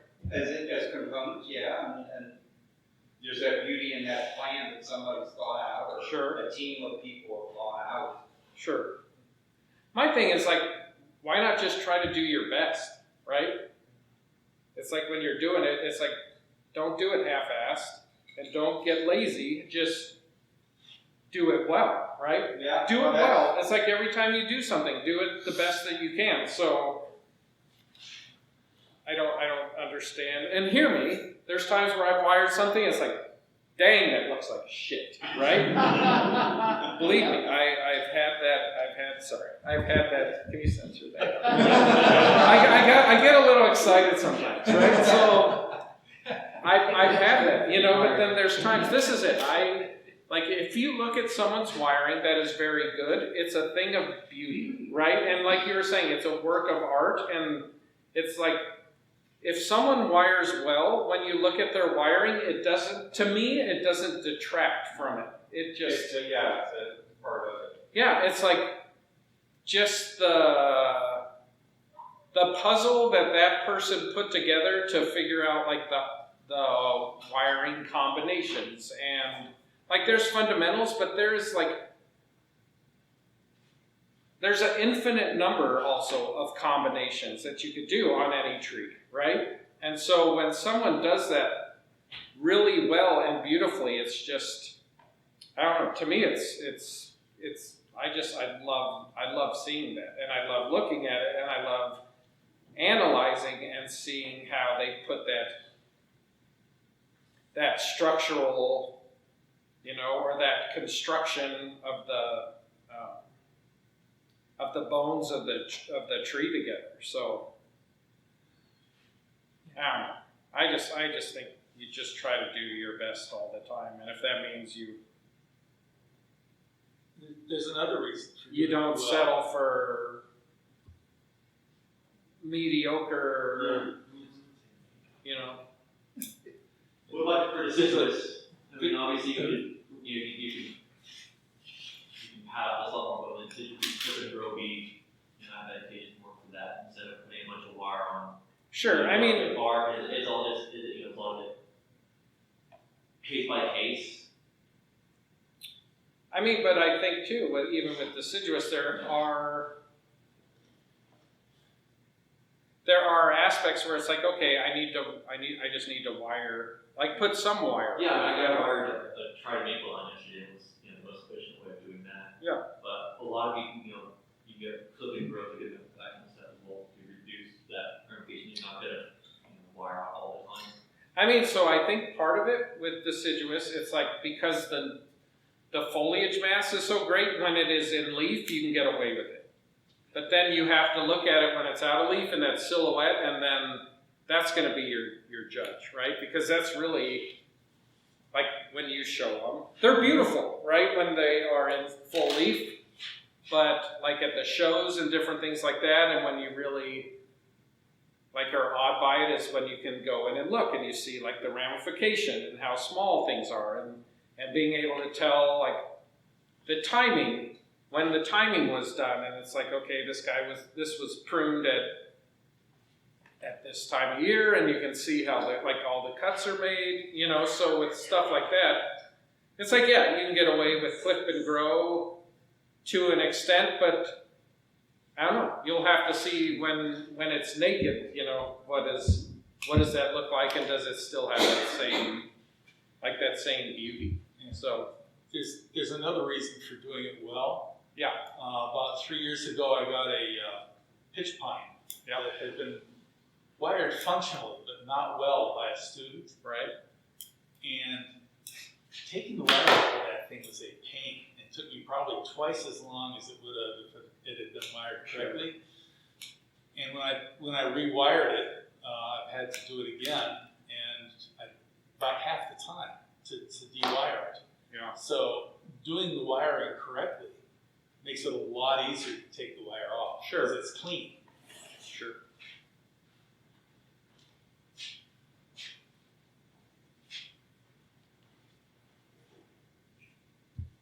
All right, we're gonna start.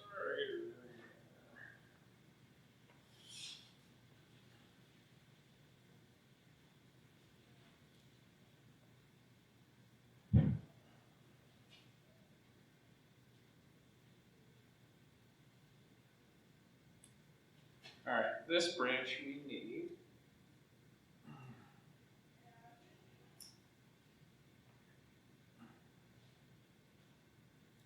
This branch we're going to use. All right. Back.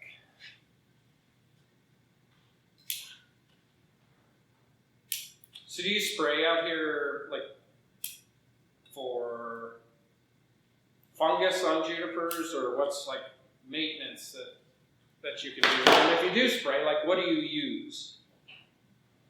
Biggest problem I see are red spider mites.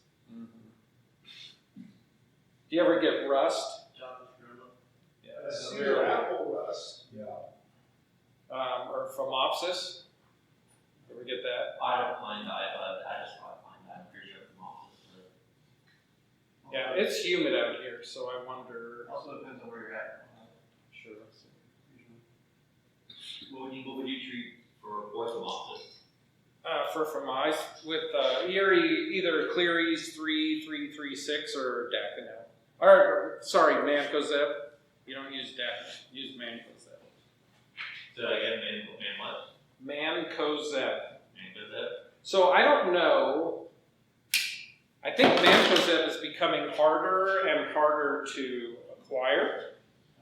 So out here, I'm not sure if you can get it. I know in Denver, I bought it on Amazon, but I had to go through like 3 or 4 different stores before someone would finally ship it to me. And then actually, like in Oregon, Ryan wasn't able to get it, so he called me. He's like, "Can you get Mancozeb?" And I was like, so I told him I could. He's like, "Can you buy it and then ship it to me?" Because he couldn't get it. So I think Cleary's 3336 as a fungicide is maybe the way that may be the easiest to obtain. That's Cleary's 336. Cleary's 3336. Do you not use Daconel because of its properties on foliage? Yeah, I only use Daconel on pines. Clearies you can get on Amazon. Yeah. I've had to use that on Amazon.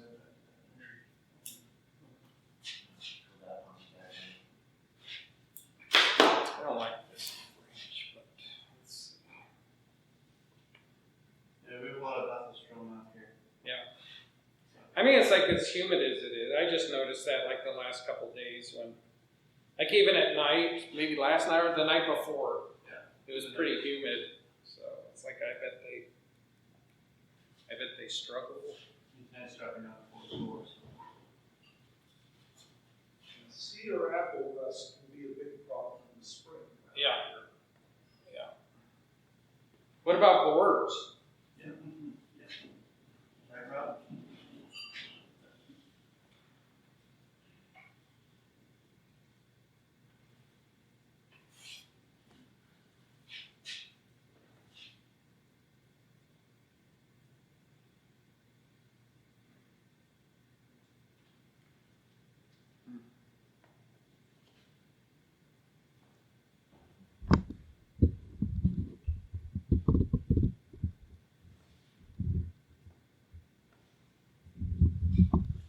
I don't know about this branch, but I know we have to use this branch.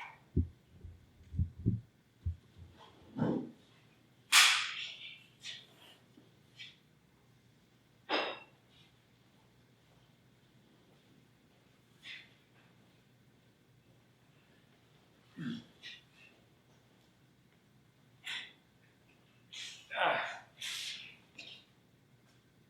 right, let's try that. This is tearing, so we're gonna. It's tearing, but it's tearing like right there at the shoulder, and so there's like a ton of tissue still connected, so I'm not that worried about it. But we'll still cover it up.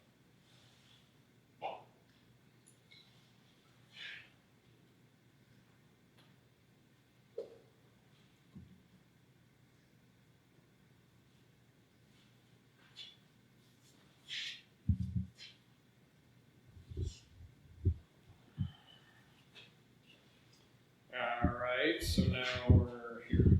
Okay. Another common issue we deal with is a lot of leaf spot. You have that a lot? My yard, my black walnut, my neighbor's yard. Yeah. Destroyed. Yeah. Some stuff. In the spring. It's spring. Yeah. You guys have that up there in Colorado? I mean, we do, but what I had the biggest problem with for a little bit was I had cherry trees, and so like dealing with rust, like having rust on my junipers, I struggle with that, and so I cut them down. But like Did you physically remove the rust and then spray, or how did you do it? so with the rust, what I did is I just cut out the sections that had it. So if there was like rust right here, I just cut that out. You know. And sanitize. But I know, like at the Hidden Gardens, I was talking to Jeff, like if he had a problem with rust, and so he sprays with like Mancozeb. That's what he sprays it with. So I don't know. I didn't know. I was unaware that you could spray a fungicide on rust to kill it, or maybe it just prevents it from spreading. Is it rust bacteria? I mean, I didn't think it was a fungus that you could spray. I don't know. We use rubbing alcohol, 70%. That pretty well knocks it That kills it. Yeah. What's the best thing to spray on tropicals, like now before you bring them inside? We use imidacloprid Yeah. soil drench. I was gonna say, like, if you had like a Bear 3-in-1 or something. Yeah, basically that's what we use. Yeah. It's like I'd spray with something like that. But two, I don't know, just when you have like tropicals inside, like it's just that's a scale and different things like that. It's like that's something I always, whenever I had them, that's something I always just dealt with and knew I was gonna struggle with. We have some bonsai lesion prevention. We tend to get the cane scale, each one is with branches. And yeah, you go to a big box,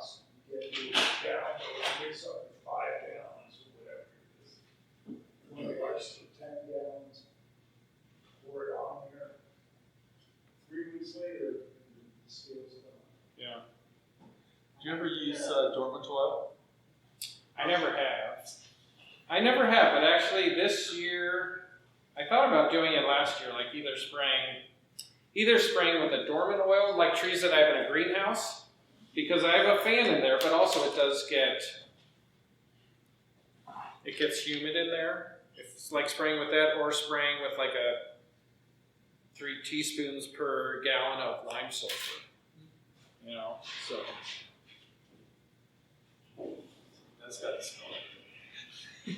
So actually, I like the smell of lime sulfur.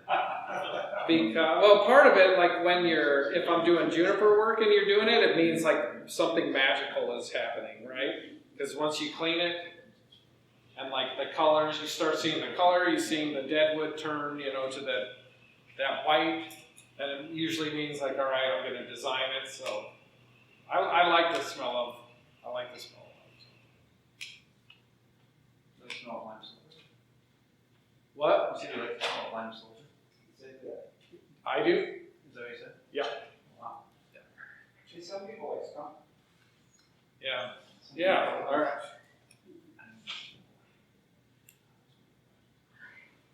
All right. So we have these 2 brands, which won't take long, and then we have the apex. So.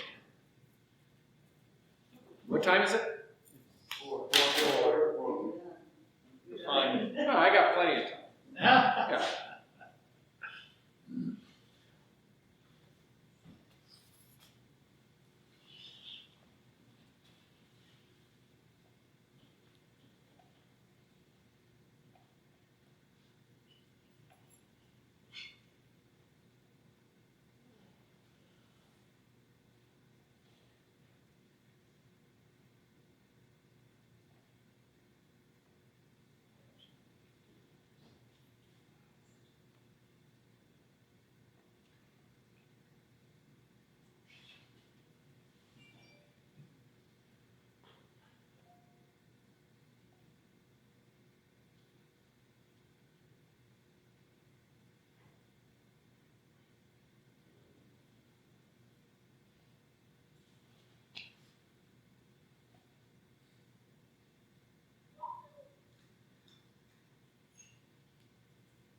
Todd, would you say there are particular tricks about wiring with copper as opposed to aluminum?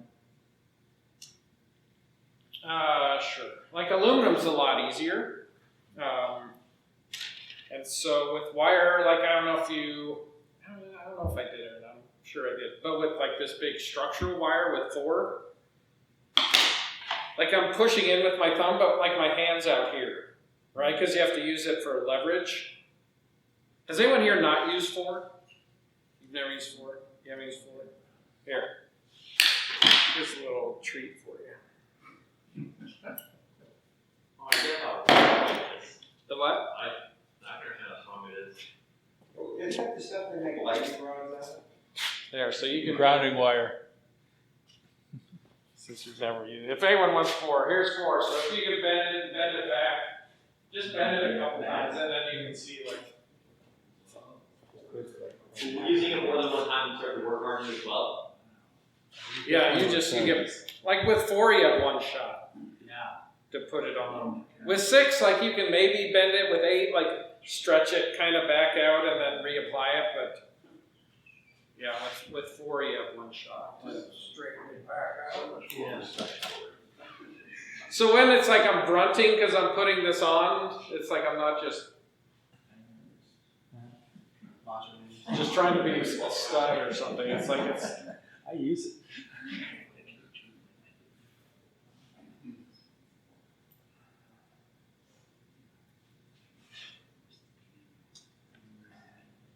Yeah, it's like aluminum's easier,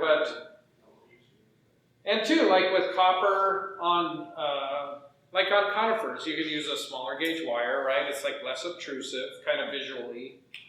Doesn't bleach out in the sun. And too, like a lot of the aluminum, once it's black, but that black kind of wears off, and then it's a silver underneath, and it's like, that doesn't look as nice. It's like copper, when it patinas on a tree, it's like, it looks really beautiful. Even new copper on a tree to me looks it looks nice, you know. If your aluminum is turning silver, it may be time to look at whether or not it's cutting in. I mean, I think that is absolutely probably a good idea.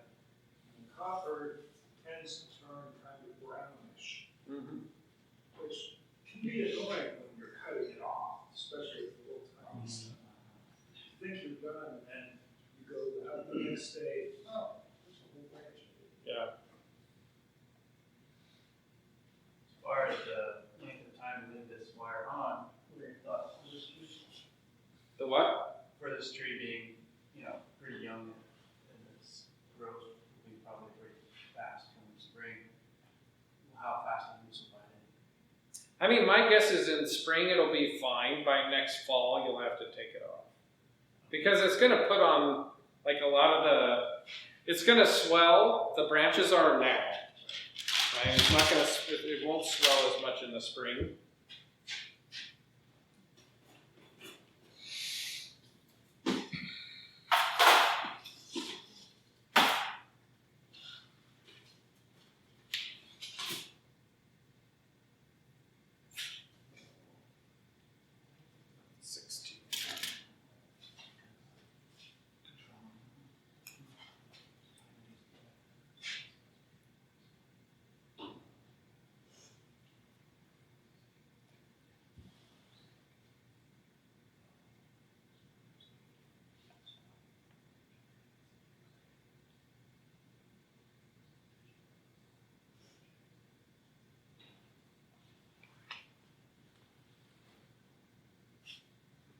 Or maybe did you buy the green copper, the green aluminum wire?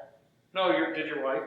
Oh no, this is my friend. Oh. But no, my wife bought mine. Yeah, I have. All right, I was gonna say, well, maybe they have brown aluminum wire. No, mine's definitely bright green. Yes. You always see it. Yes, it was. So I've been trying to wire a lot better because I do see it a lot actually. So it definitely does make a big difference when I look at it, which is so less wire, better technique. Less wire, better technique? Not necessarily. It depends, right? It's like crappy less wire is still, depends. Like, and I'm not just saying that. It's like, if you can wire less but use less wire and like orientate the foliage in the correct area and stuff, it's like, yeah, that is, but I wouldn't use it as it's like, oh, I can't, all right, I'll retract that. There are some instances where, like, you're not going to put that much wire on a tree, and so you start that theme down here, right? With this tree, I wired everything down here, which means I have to wire everything going up, or else it's going to look odd, right? So there's instances where you may have a tree, and maybe this goes back to deciduous, and it's like the structure is good. You don't need to put, like, wire on the structural branches. There is good, like, movement in it. I did, when I was at Ryan's this summer, I went there twice for like 10 days at a time, and so he gave me different projects. And one of them was to wire a juniper that's like 5 feet tall, but it had beautiful structural wire, so it's like his thing was like put on the least amount of wire possible. So it's like you would wire a branch, and as you were applying the wire, you had to like move the foliage to get it in the correct direction, so it was up, but also make it beautiful. So there are instances where it's like adding structural wire to that tree and moving the branches it wouldn't do it a disservice, but it had the bones already in place to where all you had to do is make decisions on how the foliage is placed, so there is something to that. And it's like, that's not an easy thing to do, it's like just pruning and then using wire to place foliage where you want it is not always the easiest thing to do, right? Especially if it's supposed to be, facing up and you want it to kind of oscillate, so But two, when you do that, like you have to look at the foliage and find, we were talking about this yesterday, it's like at the workshop with, I forget who it was, but it's like find the odd man out, right? So maybe you have 2 branches, maybe you have 3, and they're kind of like this. It's like, can you use your wire to wire this branch up and to orientate these other 2 pieces so that they're in the correct place, right? Instead of running one wire out to one of these and then wiring the other 2. So using one piece to move 3 pieces of foliage instead of having to add another piece of wire. So.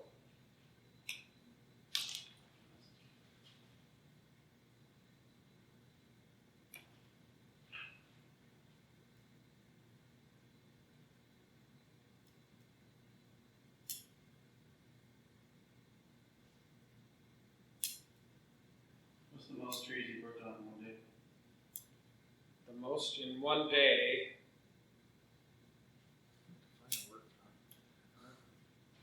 I don't know. Well, I was at the Hidden Garden. I was just there, and we were doing ponderosas, which go a little quicker. So I think in one day there, like raw stock into finished trees, we did, I think 4. I did 4 in one day. So.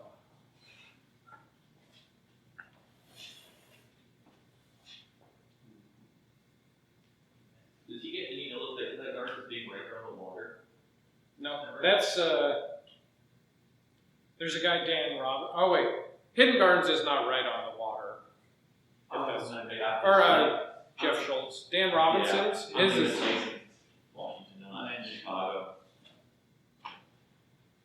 All right, so this is what I'm going to do. You can see this.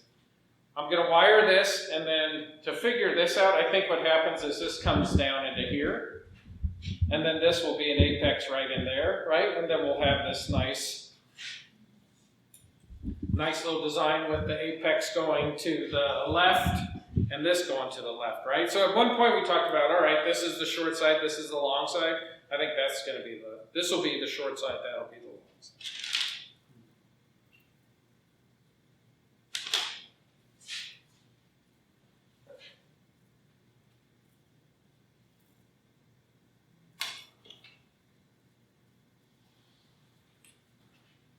So you have an established tree, and you know that time for the tree is always changing, right? Because it's a living piece of art. When would you say, or how do you find is the correct time to change apex or movement when it's so established, right? Does that make sense? I mean, part of it is like, how do you know? Are you unhappy with it? Are you bored with it? You know? It's like maybe when it's like that, it's like, I used to be really excited about this tree. I'm not really that excited about it anymore. Maybe a change needs to be made.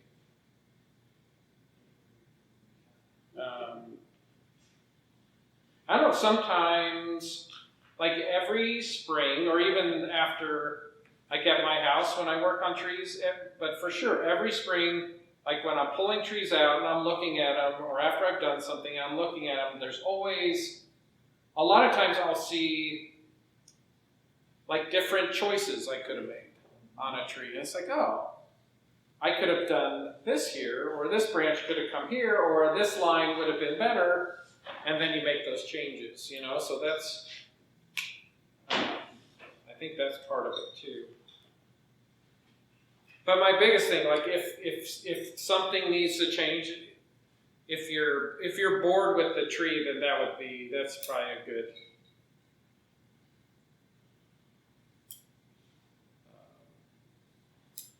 little cue that's saying you should probably like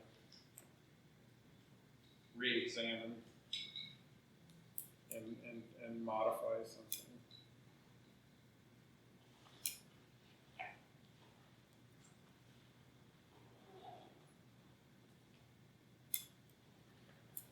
All right, we're almost done.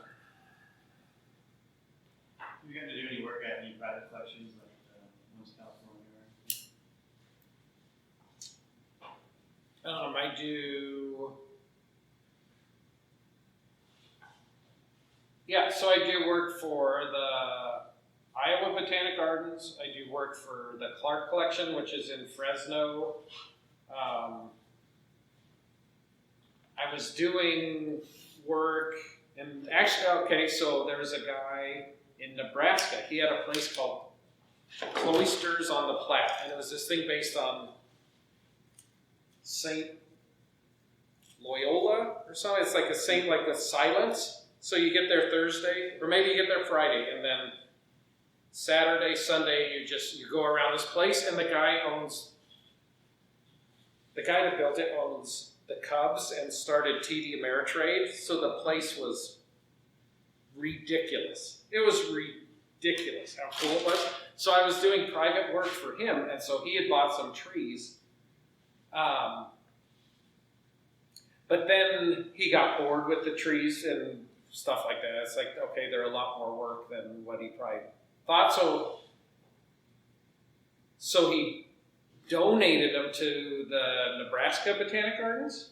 And so they got a hold of me and they're saying, hey, what do we do with these trees? And so I had sold him the trees, and it's like, well, can you sell them? And so they're like, yeah. And so one of them was a tree that I did. It won like the best North American species at the Nationals in 2017.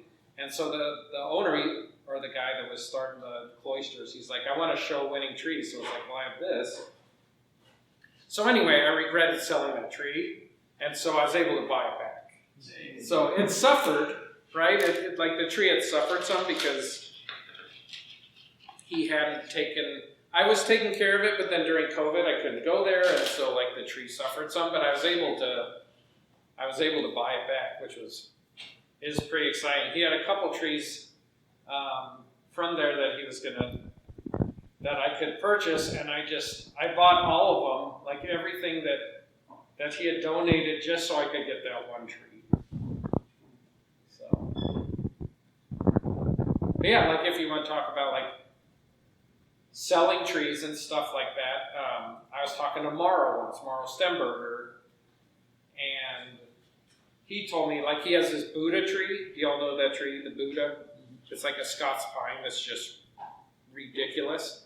And he won the Nolanders. It was at the time, it's now called the Trophy, but he won the Nolanders show with that tree. And some guy came up and wanted to buy it, so he sold it to him. And Marl was telling me, he's like, you can't sell your best trees, you know? So after that, it's like I've always taken that to heart. Because he said he got that tree back. He's like, I sold it, I regretted it, I bought it back, but I paid for it, you know? So it's like, yeah. So I don't know, that's kind of expensive learning. Yeah. But yeah, I was just happy to get that tree back. What tree was it? It was a spruce, a blue spruce. All right, now we got the apex. Let's see, where are we at?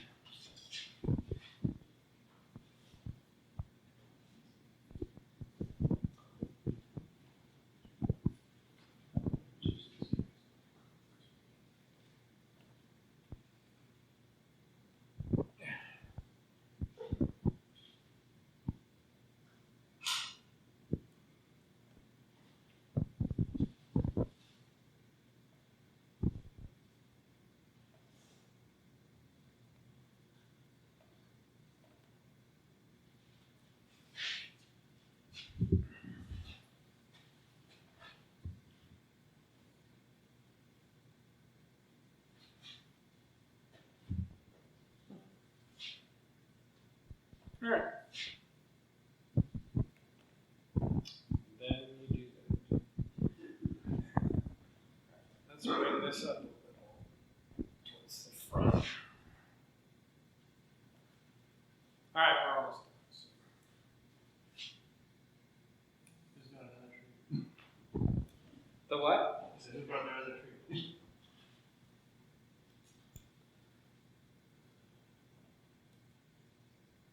With wiring, do you find yourself getting into a zone as far as just Yeah, so like a lot of times I have to I put music on, or else like it's the same with like when I'm in the mountains, like my mind wanders, and so sometimes, which isn't bad. I always tease people and say, I have to hear, like, have music on because it's better than the voices in my head or something like that. But you just, I don't know, you do get in the zone, but I don't know, my mind wanders, which isn't bad. Like, cause too, when I'm, a lot of times, like if I haven't been to the mountains for a while, or maybe like I'm stressed out about something, or like I have a big like decision to make, I'll go to the mountains. And I don't really, like I'm looking for trees and my mind just kind of goes, but it's a way, like it helps me just process. So yeah, it's like I'm looking for trees, I'm climbing on rocks and all that, but I'm also, like my brain is, I don't know, it's just processing and thinking. And so, but wiring, you do that too. It's like I'm talking here, but there's all sorts of things that are like kind of going through my head while I'm doing this. And part of that's like we were talking about, it's like problem solving. It's like I'm problem solving while I'm doing this. It's like, all right, I'm wiring this down, but I have these two branches I got to wire. I got to figure out how I wire this, and there's a branch here I have to wire into there, right? So it's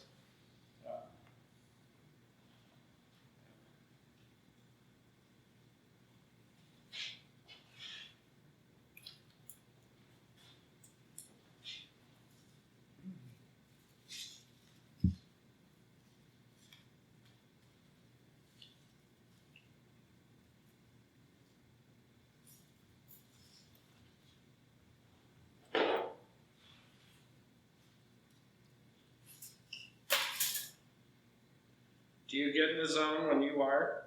I did yesterday. And you were, calling me out when I was being on the station. Well, you're out like getting snacks and stuff. So No, it was good. Yeah, Ferris, you good at work? Well, you didn't do any work, so I don't want to hear anything from you. No, there is a zone that There it is. All right, so I got to splice. I have to splice this into here somewhere. So I'm just trying to find a gap. And so I cut this at an angle, right? So I cut like the wires here flush. I cut it here, right? So it has a point. So now I'm trying maybe right here. I'm trying to find a space where I can anchor this. So you're anchoring that edge against another wire? Yep.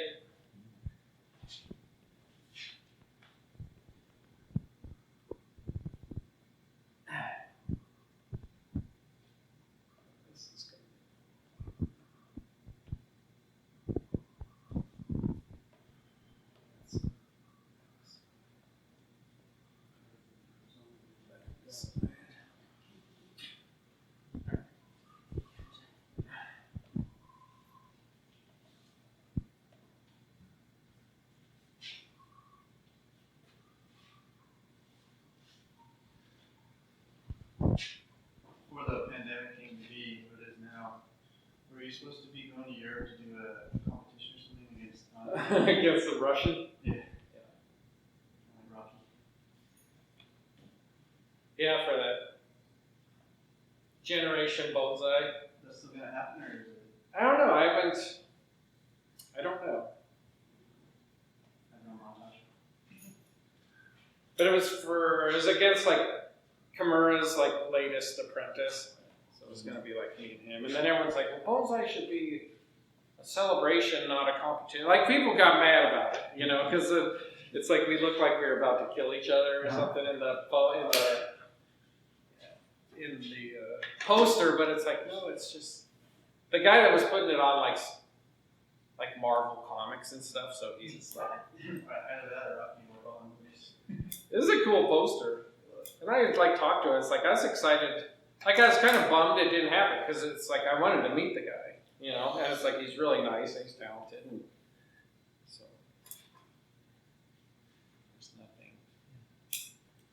Periodically during our shows, we'll run an iron bonsai competition with three of us that, you know, we get a tree to style in 20 minutes and then it's a popular vote. Where is this? Sometimes we do that here as part of our show. Really? Check the camera on this one. A lot of blood. That'd be fun.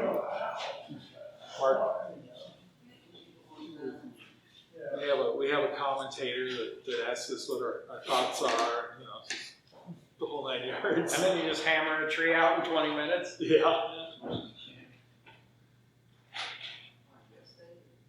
Oh, that's pretty. That's how long we've been doing that, Zach. We used to call it iron bonsai because of iron shaft. I know. Now chopped would work just as well. Chalk would work really well. Iron shaft. The Great Columbus. The Japanese version or the American version? It goes back to the Japanese version. That's how old some of us are. So, the American version I thought was stupid, but the Japanese version was pretty sweet. I like Sakura.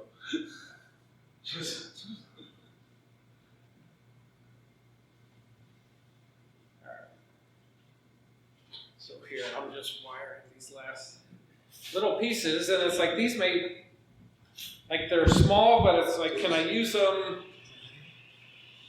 Part of it, like this little one here, there was this line right here that was all exposed, and it's like, I don't want to see that whole line. So it's like, I'm just going to take this and dump this little piece of foliage into here to kind of help hide it, right? So some of those little pieces, we're just trying to hide some of the lines that are showing.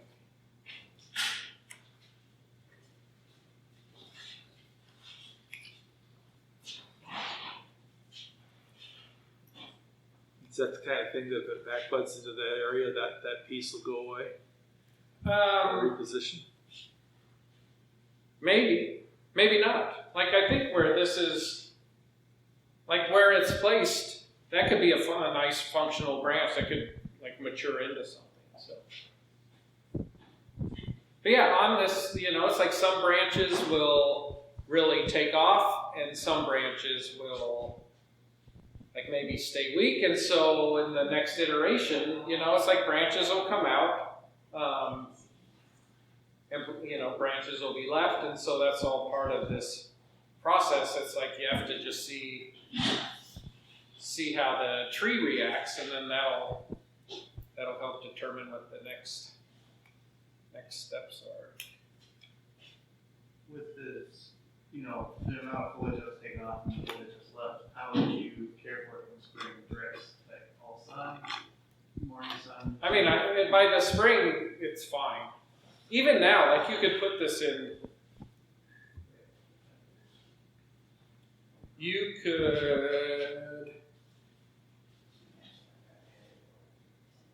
could put it in bright full sun out here. Just because, like, at this time of year, the sun, it's not as hot, you know, it's further down. I forget what that is called, but like the position of it in the sky. Does anyone know? Do you know what it is? Right now here it's kind of moving north. No, I know, but what's the term for like in the summer? It's up here. I figure someone will know because We're getting close to the solstice.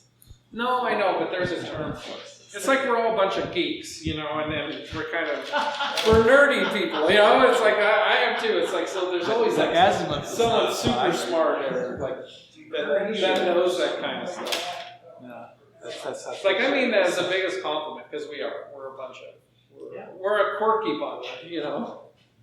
That's a good way of putting it. Yeah, we're quirky, not geeks. We're quirky.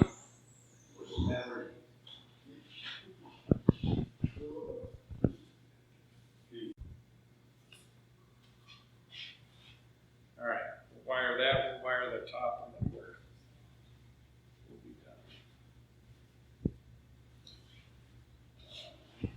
You're talking about the sub-solar point, which was the sun's right overhead. We were talking about being lower at the time of day. So let's call it. Obviously, you know. Oh, declination. Declination.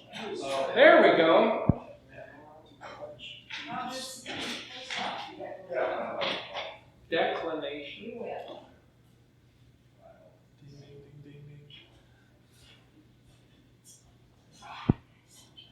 Alright, so this here is upside down. So I need to turn this up. So what I'm going to do here is I'm going to just rotate this. I'm going to do bends, right? Bend this here.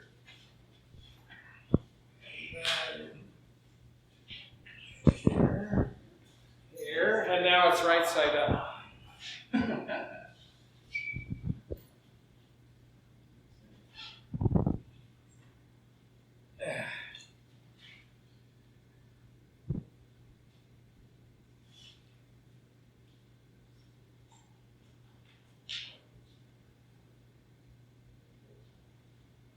How cold has it been getting in Colorado? In the 30s. So the other night it got down, I think, to 36, 34. So, Cool. it's like I gotta start. This week I have to put, like some of my trees are put away, or not put away, but they were protected from that cold. But yeah, this week they all have to get protected. How do you protect the trees out there in that kind of climate? Say that again? How do you protect the trees out there in that kind of climate? Are they just on the ground with straw on the base? No. Inside? So some of them, depending on what they are, some are in a greenhouse, like Japanese maple, Triad maples, azaleas, things like that. Some are in a greenhouse that are like my show trees, like really expensive, or not even expensive, but very valuable trees to me. Some that are in very small pots are also in a greenhouse because they would have a hard time if not, and possibly die over winter if left outside, just because the pots are too small, even if they are conifers. And then, but a lot of the like native stuff that I have that I've collected, if it's still in grow boxes, I just leave it on the ground. Yeah, it's due to similar climate. Yeah, because they were dug, like a lot of them are dug around 10,000 feet where it gets a lot colder than Denver does. So if they're established, if they're established, I leave them out like that. But if they're not, I'll either, and depending on like the value of the tree, I'll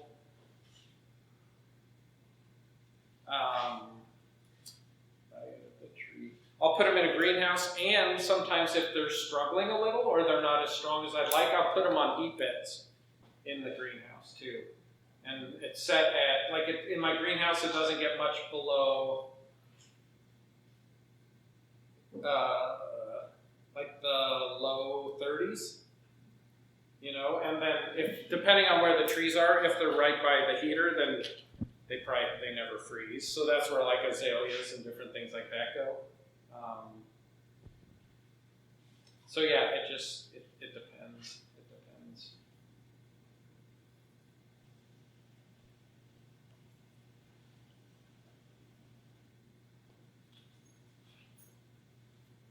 Yeah, like this tree, out here, I would protect this tree, whoever. Where does this tree go to? It'll be in a marginally heated, I call it a cold greenhouse. Yeah. And it stays about 10 degrees above the ambient. Okay, so I wouldn't let this freeze for probably like 6 weeks. At least Well, 6 that's weeks. the problem. They try and keep it as cheap electric heaters, blower heaters. I try and keep it, I usually set it for like 36. Yeah. I've not lost anything in quite a while.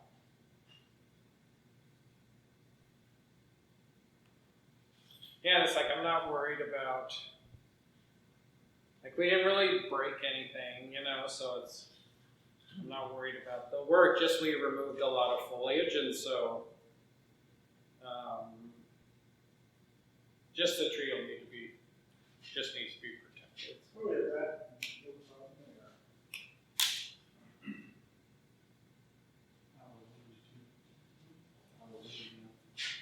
Yeah.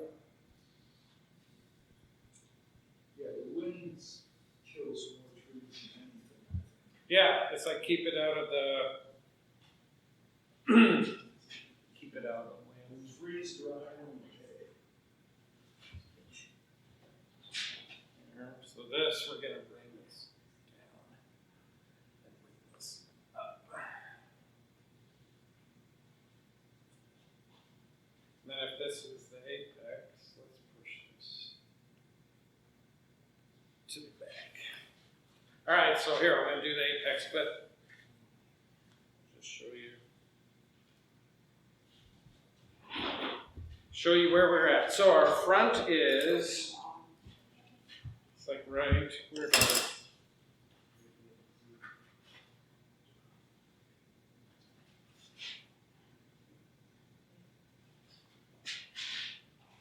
Right in here. So I have this to wire, and then the apex that will be done. But so when I'm talking, like when I was going to wire this branch back here, okay, so there's our front. But it's like if I don't have, okay, so that's where we're at right now. If I don't have anything back here, or this is gone, see how like there's just that giant void there? It's like there's a big hole there. And so I need to pull something in there. So instead of pushing this way, and this actually, let's see, if we're here, maybe this actually even goes back more. It's like I don't want any like just glaring gaps where we can avoid it. And then maybe this kind of, you push into that, and then maybe this actually comes this way. Here. Let's try that.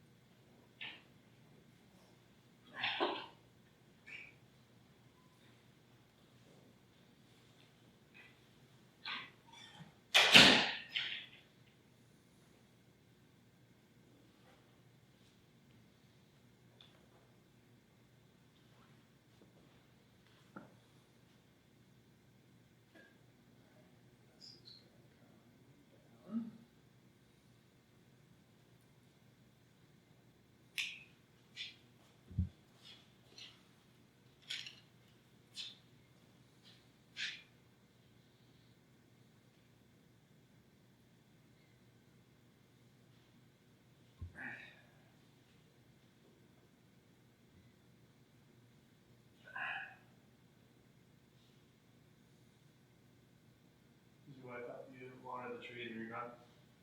Yeah, so I have a watering guy that I pay, and then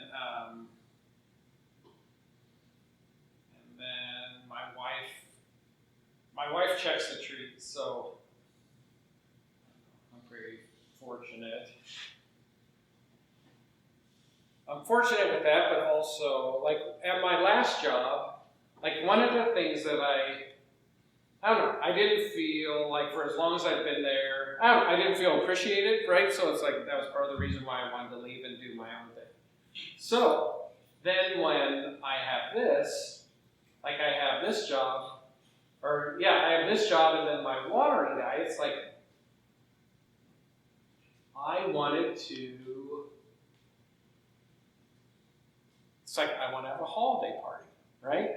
And my watering guy shows up, and his wife shows up, and whoever else shows up, it's like everyone gets bonuses, you know? And it's like, and so it's fun, like it's fun doing that. And like giving him a bonus and giving his wife some money, and then giving my wife this year is going to probably get a bigger bonus than she did last year because she's taking over a watering job. And so, but you know, it's like some of that's fun. You need to stop this because, you know, some of our wives don't need to be told that they could get money for when we're out of town. You may,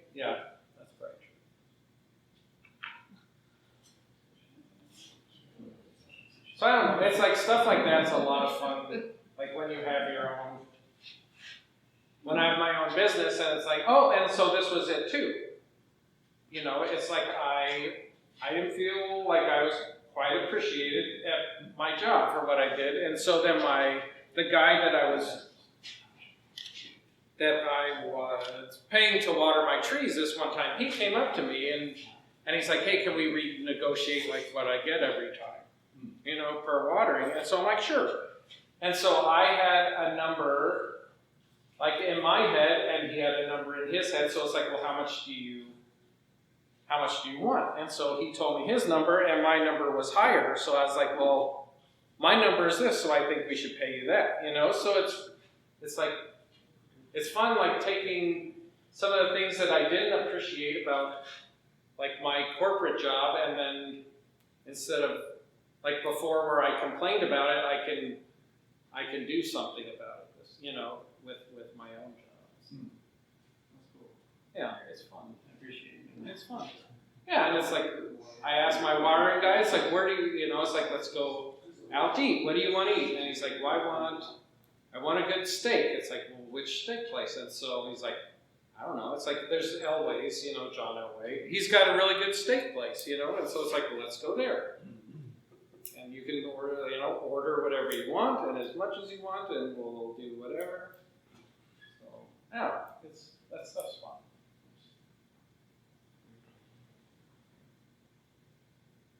All right, let's see if I can just prune what's left.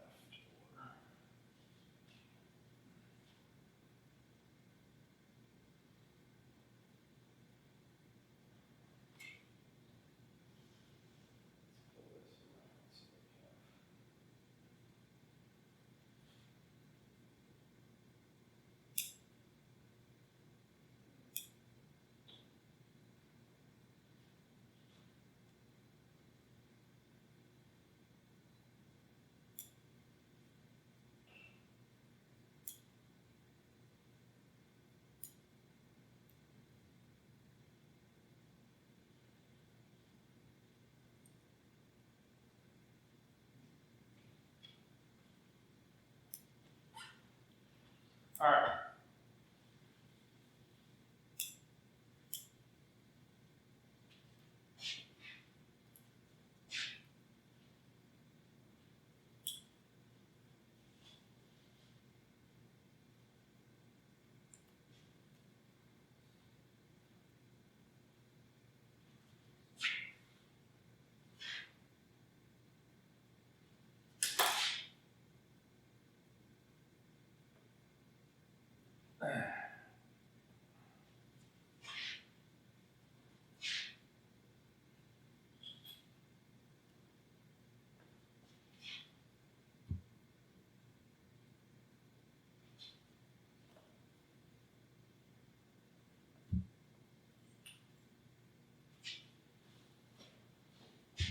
See if I can hide some of this line.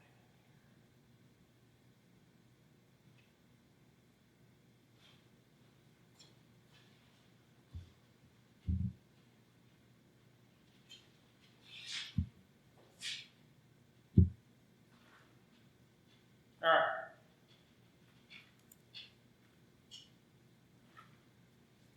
So here, this is our front.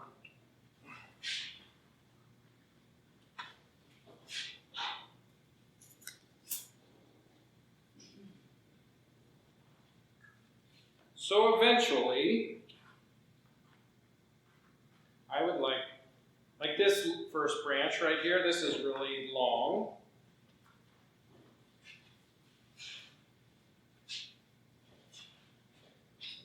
Tweak this all day. All right, so here's a tree. So we did pretty, if we're in here, right? So the front is between this and this, right? So this is pretty like traditional bonsai. That's what we did with this, right? But I felt like that was a possibility.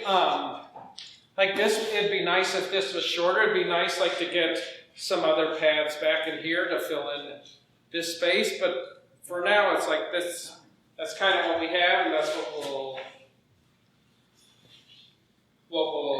we'll go with. So I don't know about I wouldn't probably fertilize this year, like right now, to protect it from freezing, but I would give it sun, but there's no space in here.